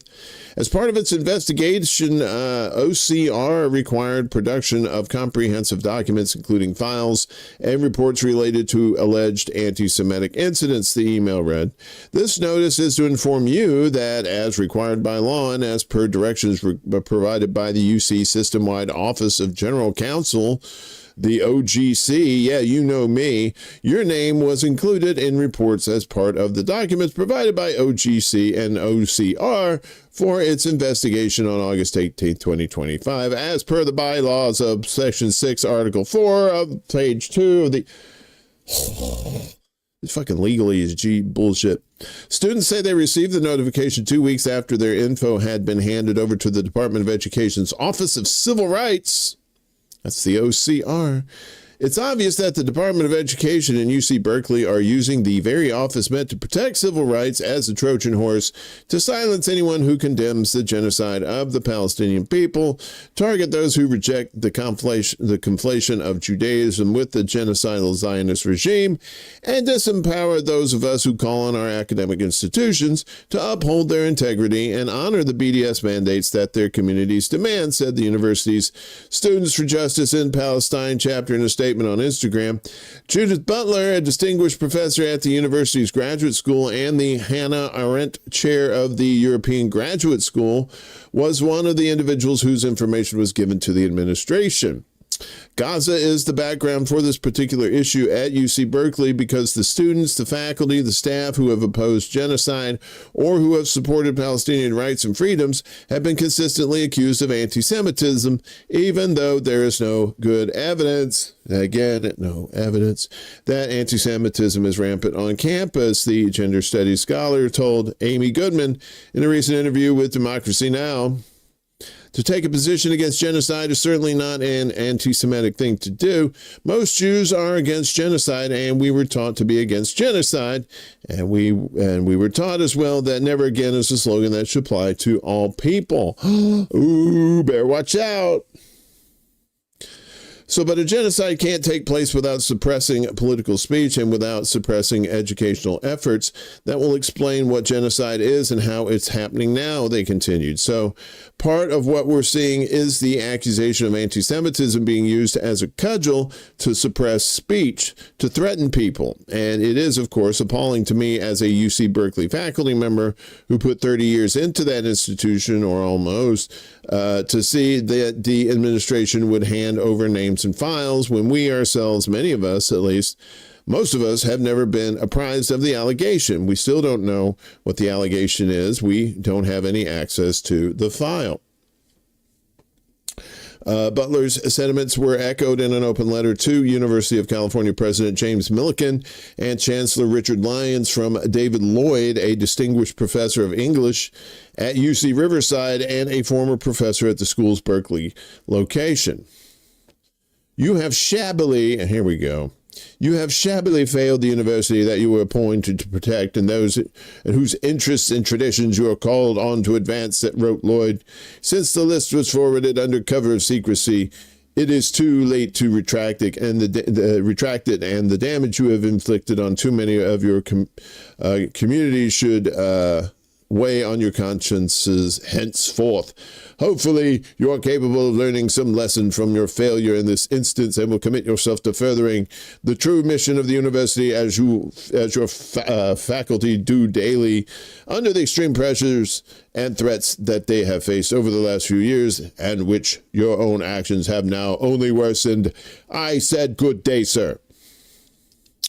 In January, Trump signed an executive order creating a multi-agency task force, that's more bureaucracy, folks, if you're keeping count, to allegedly combat anti-Semitism on college campuses. The administration initially launched an investigation into 5 universities, but expanded it to 55 schools after additional complaints were filed. In March, the Department of Education's Office for Civil Rights sent a letter warning them of potential enforcement actions if they don't comply with actions under the Title VI of the Civil Rights Act, which prohibits schools from receiving federal funds if they discriminate against students based on race, color, and national origin. The department is deeply disappointed that Jewish students studying on elite U.S. campuses continued to fear for their safety amid the relentless anti-Semitic eruptions that have severely disrupted campus life for more than a year. The university leaders must do better, Secretary of Education Linda McMahon said in a press release at the time. And then she took somebody, threw him into the turnbuckle. Oh, gosh, she's getting up on the top rope. We got to get some help down here. What is she? She's got, oh, shit. Triple H has got a chair. He's got a chair. Oh, shit. We can't say shit on here. Sorry. The University of California is not the only institution to comply with Trump's crackdown on Palestine activities. No, there are more pussies out there. After the administration cut $400 million of Columbia University's funding over an alleged failure to address anti-Semitism, the school's board of trustees restructured the university judicial board to prohibit student representation and eliminate faculty oversight of protest-related disciplinary cases. Shortly after, Columbia expelled and revoked the degrees of more than 70 students for participating in a Gaza protest at the Butler Library. In July, The Guardian reported that multiple schools had begun anti-Semitism trainings in response to Trump's threats. Many of those trainings were designed by you guessed it, the Anti-Defamation League, the old ADL, a pro-Israel organization that openly conflates anti-Semitism with anti-Zionism. I think that, in fact, we have two different issues here. One, a system like the University of California is dependent on federal funding, and it doesn't want to lose that funding, and it sees the threat made against everyone else, and itself has received a threat. If it's not compliant with this investigation, it will very possibly be deprived of federal funding, Butler explained in their Democracy Now! Interview. At the same time, it has to accept the equation of political speech against genocide as anti-Semitic, and it has to accept that and patrol for it and enforce it. So we have both the fear of losing money on the one hand and a complicity with U.S. support for the genocidal conditions and ongoing practices in Gaza. Yes, that's what it is. That's what it amounts to. And that's what he's doing. He's threatening these federal funds at these colleges, at these universities. And they're all of a sudden, it's like, well, yeah, we've been a little bit anti-Semitic. Yes, they should clean that up. That's why you're not seeing as many people going to college anymore. And now you're definitely going to see less people going to college because, for one thing, having a college degree, all that means is you're just one of millions of people who do. And you'll be fighting with people with a lot more experience, but don't have the degrees, right? You have to get the experience. I would say in this day and age, get as much job experience. Don't worry about going to college. Unless you want to be a doctor or something special, a specialist like that. that you have to have years and years of college to learn the shit. But if you just want to do shit, you just want to make some money, don't go to college. That's crazy talk. Save your money.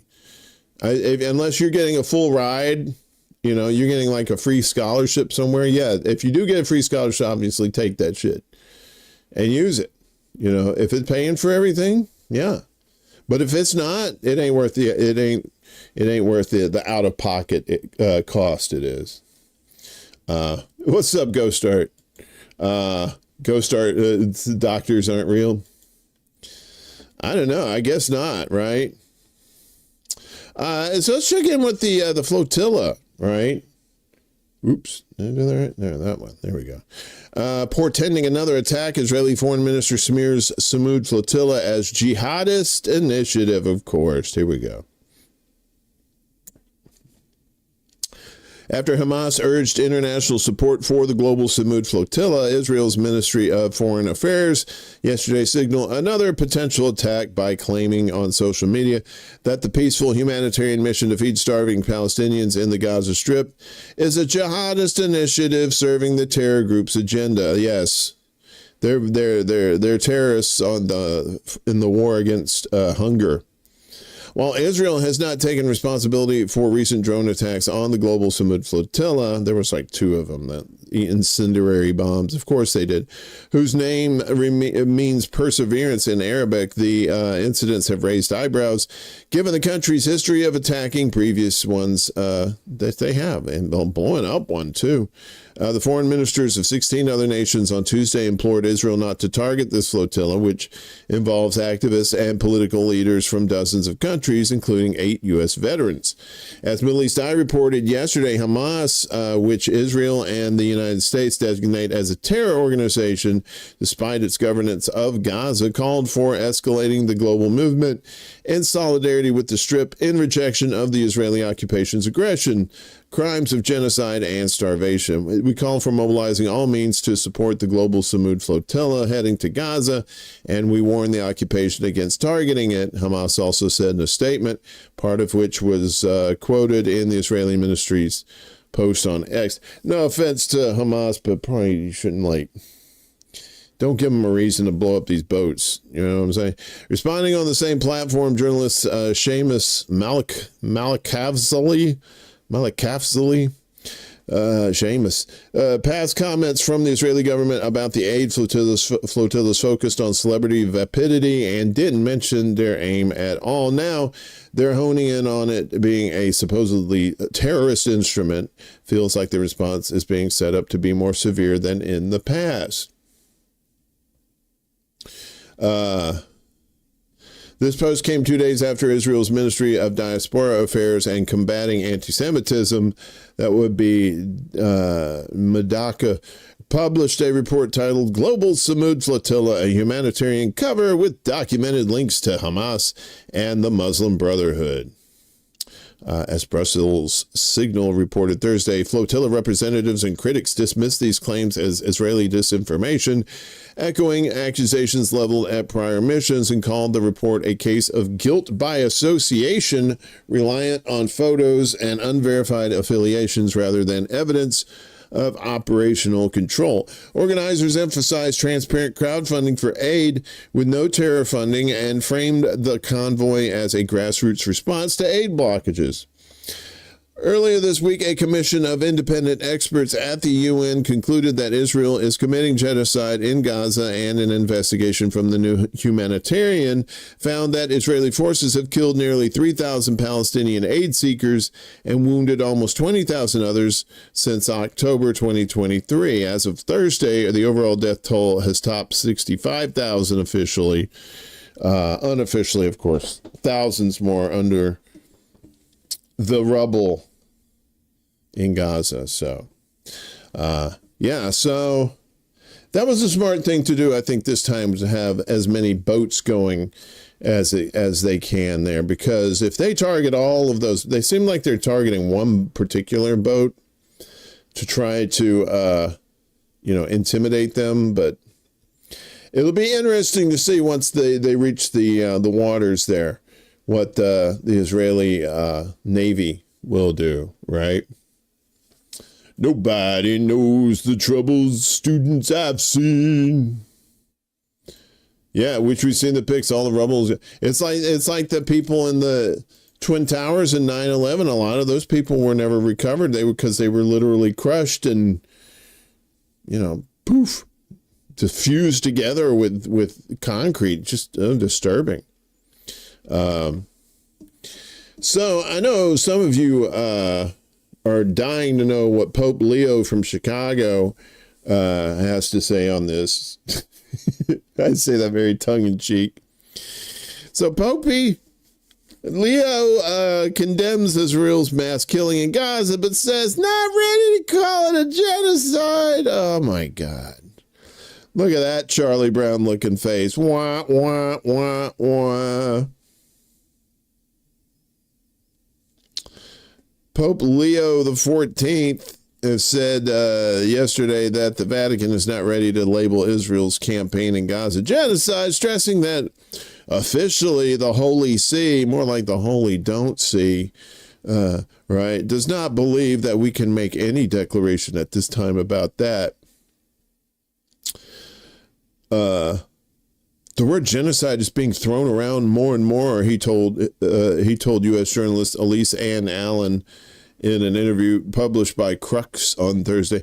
It's being thrown around more and more because more and more people are figuring out it's a fucking genocide, stupid. That's why it's being thrown around more and more. Because more people are realizing it is, except for the Pope. There's a very technical definition about what genocide might be, but more and more people are raising the issue. The pontiff voiced frustration that even U.S. pressure has failed to ease the crisis, noting, even with some very clear statements being made by the United States government recently by President Trump, there has not been a clear response in terms of finding effective ways to alleviate the suffering of the people, the innocent people in Gaza, and that is obviously of great concern. Oh, yeah, you think so? He described it as so horrible to see the images that we see on television, warning, hopefully we won't grow numb. But we're not ready to call it a genocide there, right, Popey? We can't ignore this. Somehow we have to continue to push to try and make a change there, he said. Well, not calling it a genocide ain't helping. His comments came just days after a UN-appointed commission of inquiry formally concluded that Israel is carrying out genocide in Gaza with the intent to destroy the Palestinian population. Let's not go that far, right? I mean, technically, it's not a... Navi Pillay, chair of the Independent International Commission of Inquiry on the occupied Palestinian territory, including East Jerusalem and Israel, stated that the commission finds that Israel is responsible for the commission of genocide in Gaza. She explained that Israeli authorities had committed 4 of the 5 acts defined under the 1948 Genocide Convention, including killing, inflicting serious harm, imposing destructive living conditions, and measures preventing births, or very young children growing up to become adults. Earlier this month, the International Association of Genocide Scholars reached the same conclusion, with its members passing a resolution declaring that Israel's policies and actions in Gaza meet the legal definition of genocide in Article 2 of the UN Convention for the Prevention and Punishment of the Crime of Genocide, 1948. But the Pope's like, wait a minute, I don't know about that, y'all. Come on now. Don't be like that.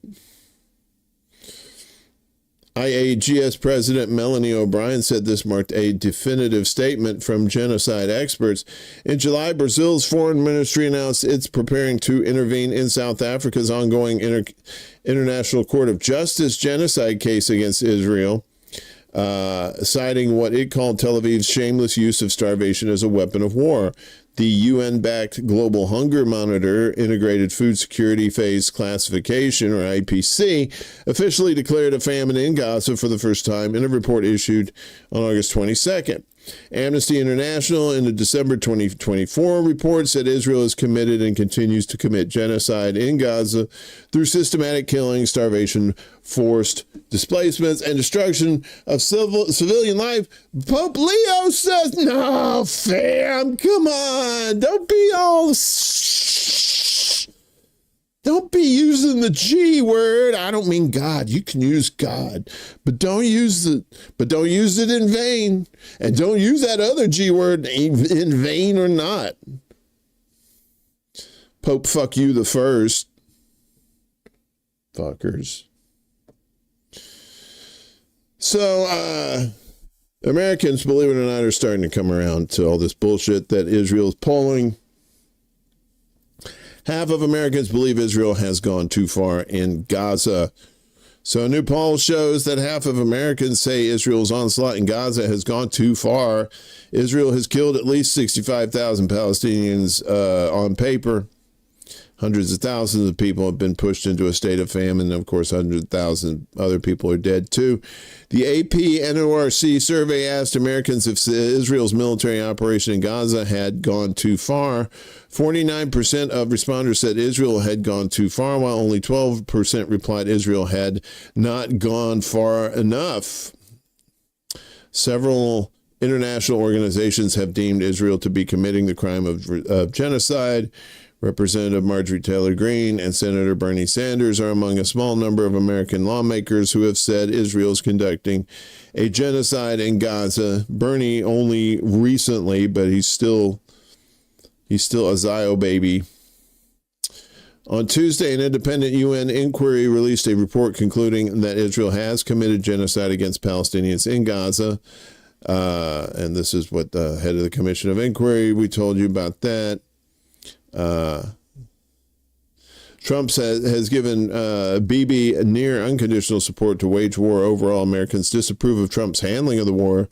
The AP NORC poll found only 37% of Americans approve of Trump's Israel policy, while about 3 in 4 Republicans approve of the president's handling in the conflict. Democrats and independents overwhelmingly oppose Trump's Israel policy. So a quarter of Republicans do not like what what's going on. I'm pretty sure he pissed in their cornflake when it came to the Jeffrey Epstein list. They were pretty pissed off about that. They wanted that to be exposed. They want all this shit to be exposed, and they're not doing it. Now they're putting these draconian measures in, and where you can't criticize anybody, you know? Same as it ever was. Yeah, the Democrats did it too. This is why you don't suppress free speech, especially if you're in power, because when you're not in power, the other team will use it too, and probably worse.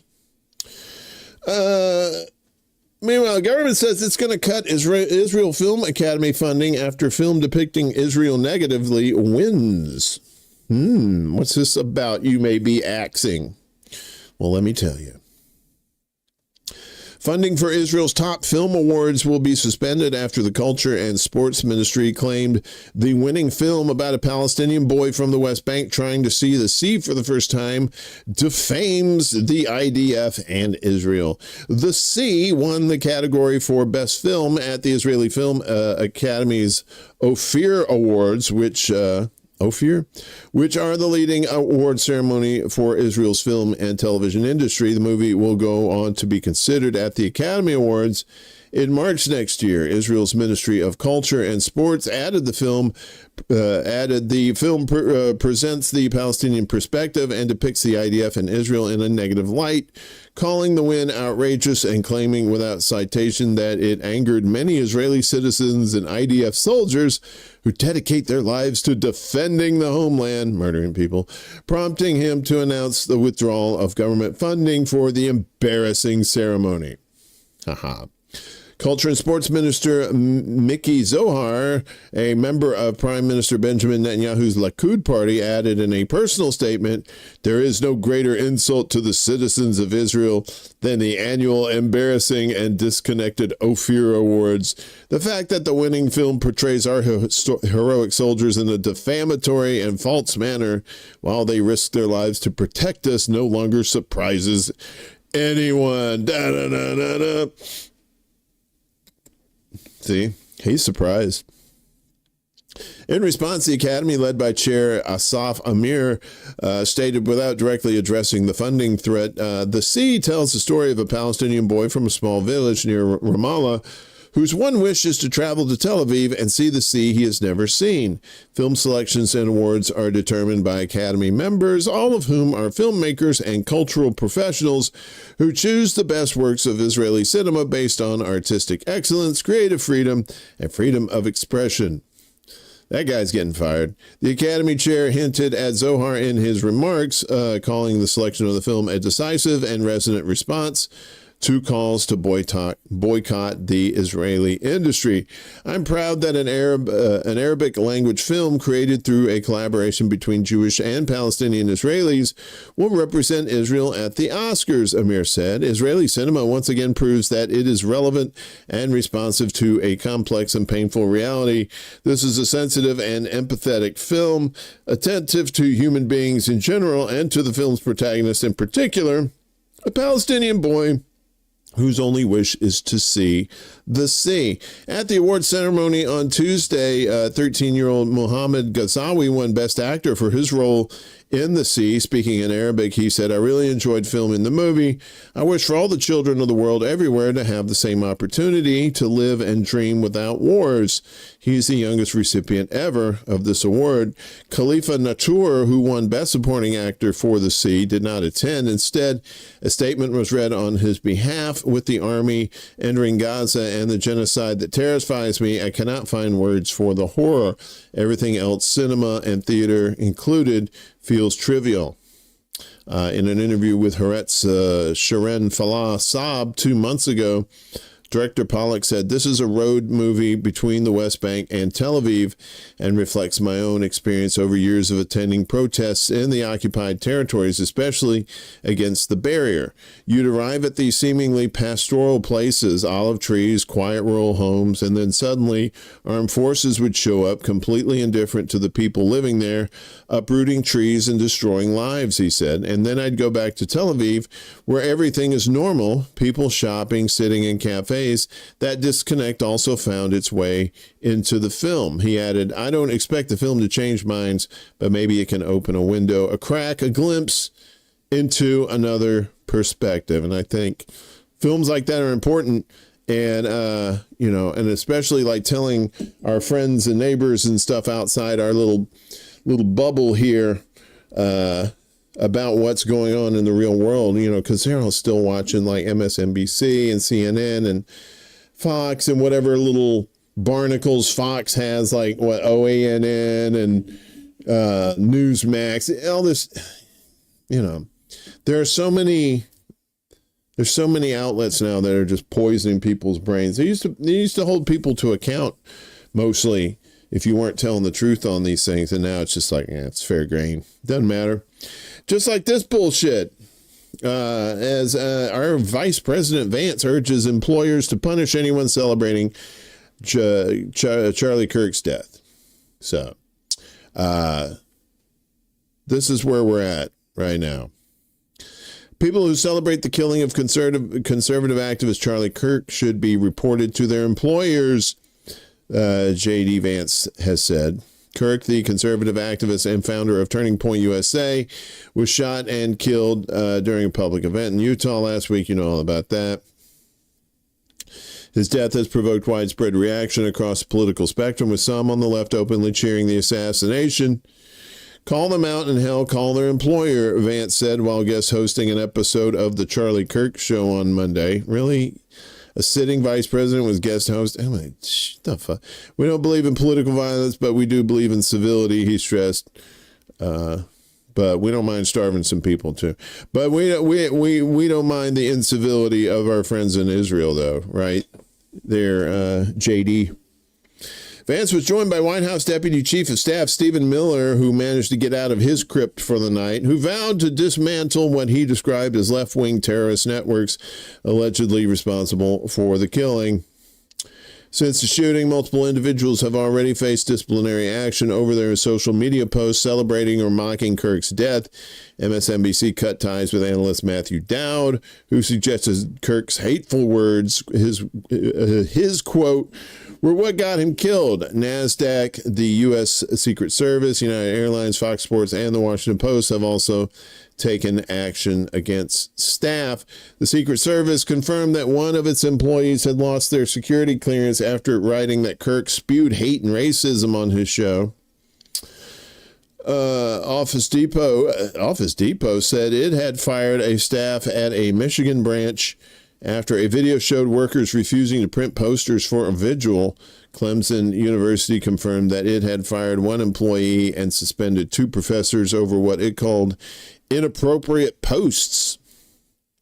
Vance's comments have been echoed by other Republicans. Florida Congressman Randy Fine, old Randy, said on the tweeters that such individuals should face firing, defunding, and license revocation, while South Carolina Congresswoman Nancy Mace urged federal funding to be cut from schools that do not discipline staff. The investigation into Kirk's murder is ongoing. The suspect, Tyler Robinson, has been arrested and is alleged to have etched anti-fascist slogans onto bullet casings. The governor of Utah said Robinson was deeply indoctrinated with leftist ideology. Of course, the governor of Utah is a Republican. Reports also claim he was living with a transgender partner. If that means anything to you at all. Maybe it does, maybe it doesn't. So this I knew when Charlie Kirk got capped, it was like, yep, they are definitely going to milk this for some sort of more claustrophobic means of keeping people surveilled and that sort of thing. And get them to shut up when they're saying the wrong things, like the truth. So I had heard tell that that little muskrat dude over what's his name? The guy, his wife's vagina is pretty dry. He was supposed to take over Talking. I always call it Talking Points USA, Turning Point USA. But apparently that job's going to go to his wife. So Charlie Kirk's widow takes the helm at Turning Point USA. Now this isn't some gossipy shit. These are like. This foundation has some legitimate influence on young people. It's particularly conservative young people. So I always like to keep an eye on these people and what they're trying to do. And in the wake of Kirk's alleged death, who knows what she's going to do with it. So the widow of slain right-wing activist Charlie Kirk is to take his place at the head of youth action campaign group Turning Point USA. Officials announced yesterday, 2 days after her husband was shot dead on a university campus, allegedly by a 22-year-old gunman. Erica Kirk told supporters, "The movement my husband built will not die." Now the organization's board says Kirk will take her husband's place as its leader. The Turning Point board has unanimously elected Erica Kirk as the new CEO and chair of the board. Post on the tweeter said yesterday, in prior discussions, Charlie expressed to multiple executives that this is what he wanted in the event of his death. Kirk's death last week sparked a wave of mourning among conservatives for a man they hailed as a champion of free speech and Christian values. Trumpy ordered flags to fly at half-staff, and Vice President J.D. Vance flew to collect Kirk's body from Utah in a highly unusual display of official grief for a civilian. The shooting also laid bare the divisions in American society, with conservatives organizing to punish anyone they deemed was not being sufficiently respectful of Kirk's death. There have been multiple reports of people being fired after they made social media posts that cheered his death or mocked Kirk. Late night comedian Jimmy Kimmel became the latest scalp, as it were. I believe that's the next story. Yeah, so Walt Disney executives to meet with Kimmel, assess talk show future, according to Bloomberg. So, CBS fired, what's his face? Oh God, Stephen Colbert. They fired him, and now ABC and Disney have at least suspended Jimmy Kimmel. And these shows were on their way out anyway. So these aren't like these. They're making it look like, they're suppressing free speech. But it's like, are they really? They're trying to make you think that's what it is. And I'll explain in a second. So Walt Disney executives will meet with suspended talk show host Jimmy Kimmel to discuss the future of his program. Bloomberg News reported on Thursday, citing 3 people with knowledge of the matter.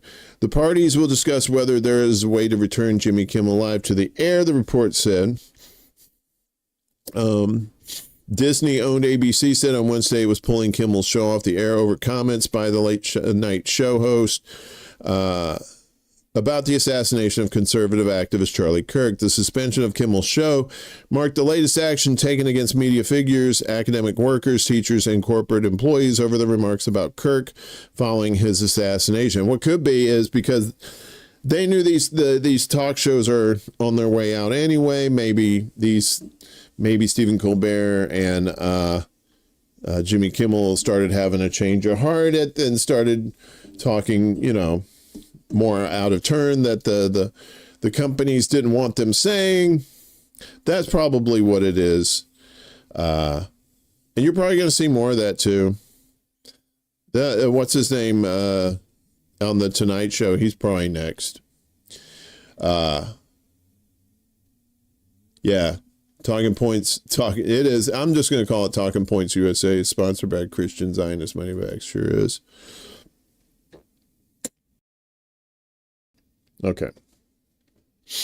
Kimmel, who has frequently targeted Trump on his late night comedy show, drew fire for remarks he made about the killing in his monologue.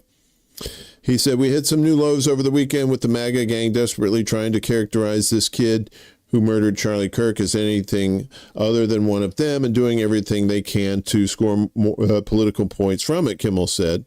His comments led to a response from FCC Chair Brendan Carr, who urged local broadcasters to stop airing Jimmy Kimmel Live on ABC. Now, see, this is where what the networks do on their own, you really can't say anything about it. They can always say that it was low ratings, but when the FCC chair steps in, that's real censorship right there. Carr suggested that the commission could open an investigation and that broadcasters could potentially be fined or lose their licenses if there was a pattern of distorted comment. Distorted comment. There you go. That'll be in the lexicon, sure enough. Trump, during a state visit to Britain on Thursday, said Kimmel had been punished for saying a horrible thing about Kirk, a close political ally of the president who is credited with building support for Trump among young conservative voters. Disney did not immediately respond to a Reuters request for comment. Yeah. So you're thinking, well, it's Jimmy Kimmel. Who cares? It's Jimmy Kimmel. It's not the who it is. It's the act of what was being done when the FCC is stepping in. And if they're stepping in to neuter somebody like Jimmy Kimmel, who else, if anybody, then you're never going to get the truth on any of these shows, right? That's just a sure sign. If you're still seeking truth from these network news sources, you're just getting the rhetoric of what the establishment that owns them wants you to hear.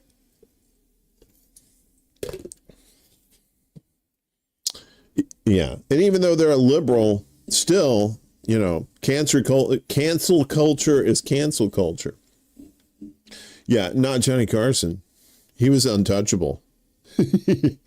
But he said, "Fuck it, it's a show." I mean, he would say some controversial stuff, but it was very, I don't know. He was able to get away with it because it's Johnny fucking Carson. Come on. And finally, this whole thing about Antifa organization, but we need to educate some people. I know you folks know, but some people don't know. There is no Antifa organization, but Trump still wants to designate it a major terrorist group. Anti-fascist. That's like saying if you're anti-peanut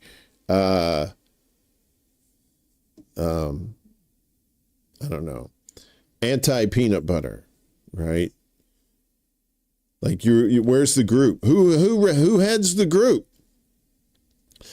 It's too okay. After Trump absurdly announced late Wednesday night that he planned to designate the amorphous Antifa movement as a major terrorist organization, a Democratic congressman had one request. I hope he can first define what Antifa is, because there is no Antifa organization, said Representative Daniel Goldman, Democrat out of New York. Goldman added that Trump is using the murder of right-wing activist Charlie Kirk last week as a pretext to go after people he disagrees with. He's on the very night of Kirk's murder, you will remember, accused the left of committing the murder when the murderer had not even been caught or identified. Antifa is a portmanteau, meaning anti-fascist, or anti-fascist, and the term encompasses autonomous individuals and loosely affiliated groups of people who say they oppose fascism, but with no organizational structure or leaders. It was not clear on Wednesday how the White House would seek to designate the idea of anti-fascist protest a major terrorist organization. As The Guardian noted, since Antifa is a U.S.-based movement, it cannot be included on the State Department's list of foreign terror organizations, as ISIS and Al-Qaeda are, allowing the Department of Justice to prosecute those who give material support to those organizations. Antipasto. Yeah, if you're Antipasto. Who's the head of the Antipasto organization? Okay, there is no domestic equivalent to that list, in part because of broad First Amendment protections enjoyed by organizations operating within the United States, the outlet added. Trump's former FBI director, Christopher Wray, also testified in 2020 during nationwide racial justice protests that Trump also linked to Antifa, that there is no organization to designate as a terrorist group. Mark Bray, a historian and author of Antifa, the Anti-Fascist Handbook, suggested Trump's threat was akin to a statement claiming that the White House could designate other social justice movements as terrorist groups. See? That code pink, they're Antifa. Oh, they're Antifa. That's illegal. Go get them. Among many, many others. All right. Antifa is a kind of politics, not a specific group, Bray told Al Jazeera. In the same way that there are feminist groups, but feminism is not itself a group. Any group that calls itself Antifa and promotes the basic principles of militant anti-fascism is an Antifa group. There is no general headquarters or leader to get official recognition from. There might be. If you look real hard. The number of members of the anti-fascist movement and their identities are not public, and though Trump called for the funders of Antifa to be investigated, Al Jazeera noted that there is no way of identifying and collating a list of financiers of the movement, which mainly raises small amounts of money for bail, according to Bray, right? Who backs Bray? Who backs them? Coin app. He's trying to promote the common right-wing conspiracy theory that there are shadowy financiers like George Soros playing puppet master behind everything the left does. No, that's the Democrats. That's a totally different thing. Bray told Al Jazeera. Right, but it's just yet another boogeyman. For that Trump invented for people for division purposes, right? That's what it does. It divides people. That must be Antifa, them damn terrorists. Guess what? Your grandfather in World War II was Antifa too. If he fought for the American side, at least, he'll say he was Antifa. He's trying to promote the common right-wing conspiracy theory that there are shadow. Okay, yeah.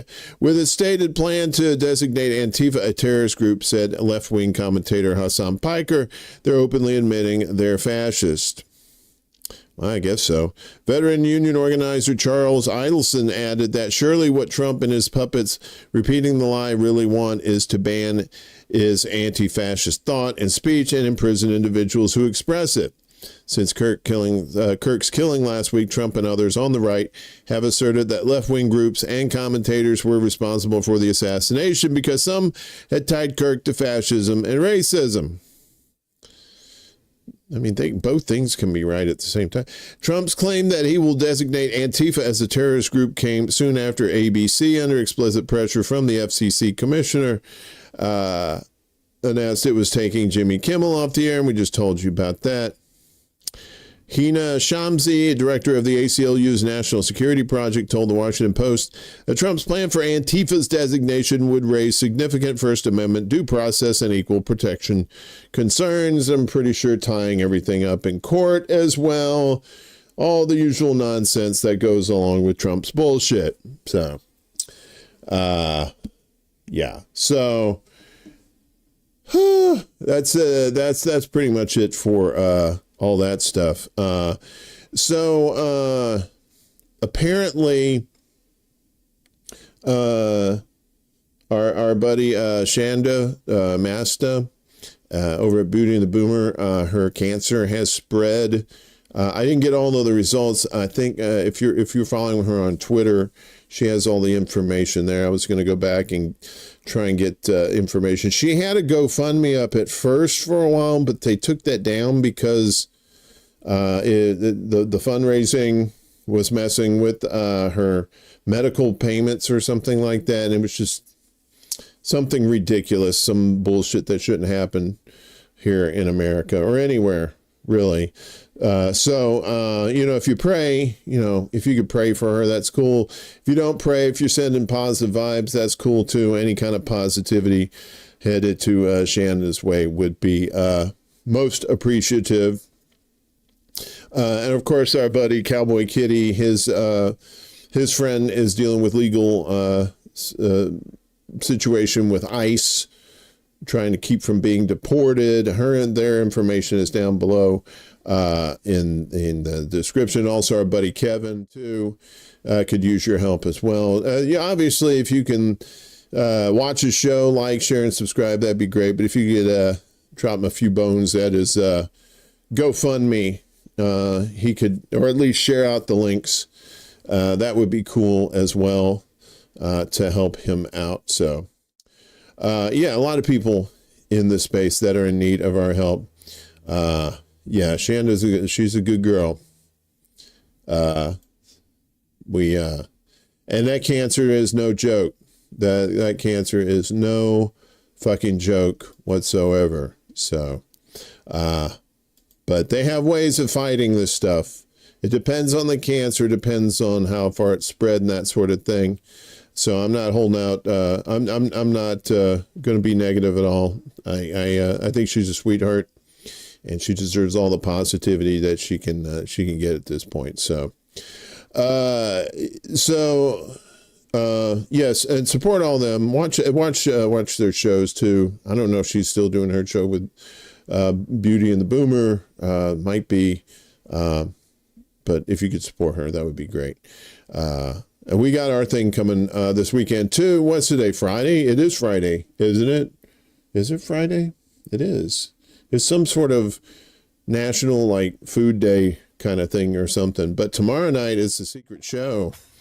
Is this thing with this crazy person. We talk about silly things because you deserve only silly the things in your life. To help you take your mind off things. So that's the secret show. Midnight Eastern, 9 p.m. Specific time on your local YouTubes.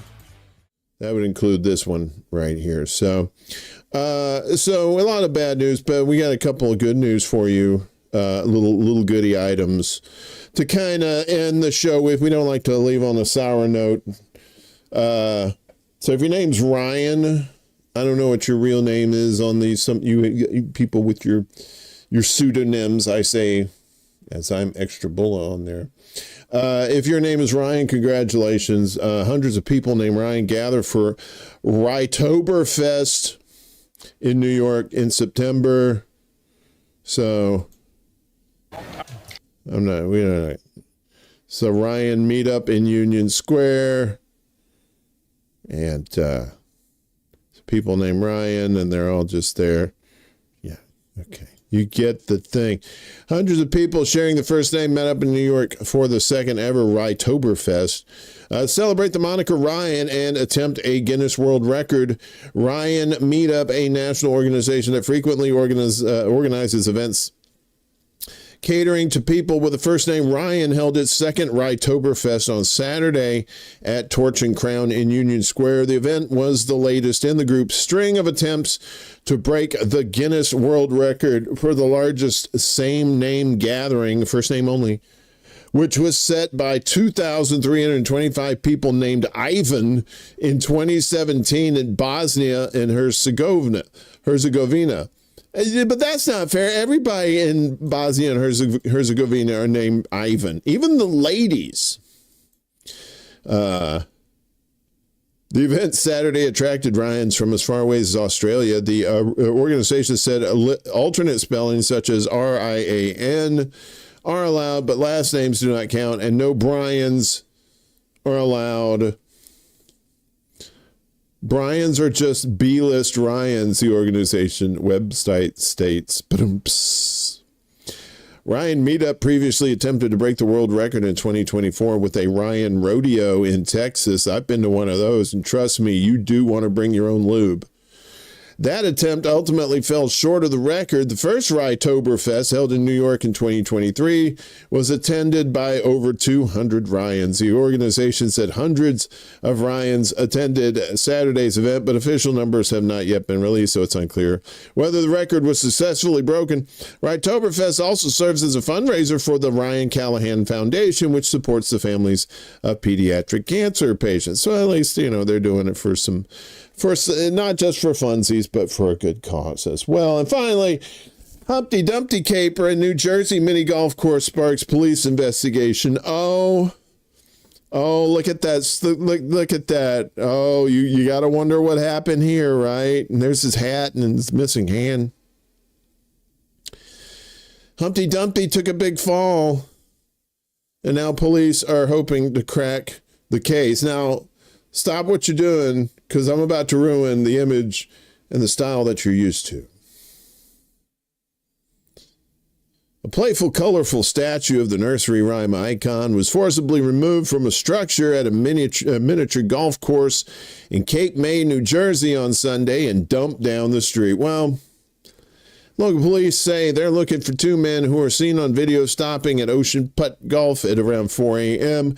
Video shows one of them entering the course by climbing over a fence, grabbing and rocking the statue back and forth, and pulling it off its foundation before walking off with it. The statue showing a smiling Humpty Dumpty with big white head, red cheeks, a yellow bow tie, a blue jacket, and gray pants with a significantly large hole in them, was found several properties away in a nursery rhyme. Humpty Dumpty falls off a wall, and all the king's horses and all the king's men can't put him back together again, but I'm pretty sure some Flex Seal and some cardboard, and he'll be good to go. A message was left at a phone number listed for Ocean Putt Golf, whose Instagram page shows the statue above one of the course's holes. Earlier this year, Cape May police detectives are asking for the public's help in identifying the two men seen in multiple videos posted on the department's Facebook page. There he is. Oh, look at him. Oh, the humanity. It's like someone could put a big giant comedy quarter inside his ass. Look at his hat. Look at his arm. He loved that hat so much. He was holding on to it for dear life. I think something was going on. If they find any sort of lubrication. All right. Okay.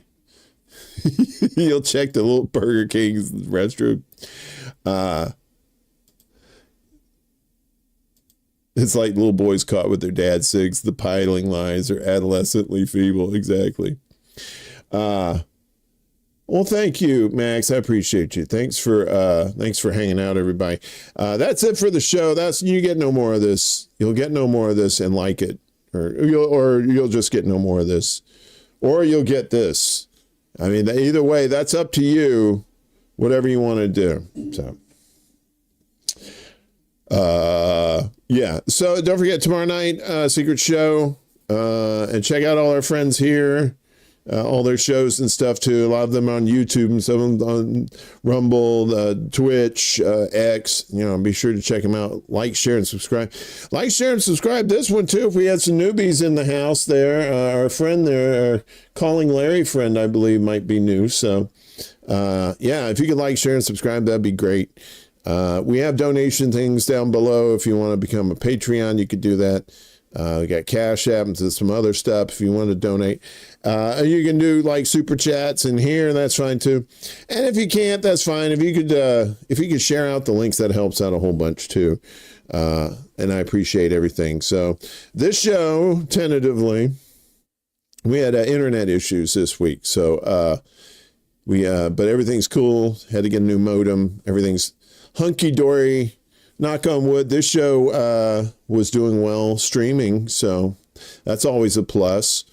Thanks, everybody. I appreciate you. We'll be back Tuesday, 11 a.m. Eastern, 10 a.m. Central, 9 a.m. Mountain, 8 a.m. Pacific time on YouTube, Rumble, and the Book of Faces. See you tomorrow night for Secret Show. Peace, love to all those out there. Use your critical thinking skills. Don't get in the cults. And be aware, fuckery is always afoot. Peace out. This is City Alpha 5! Woo!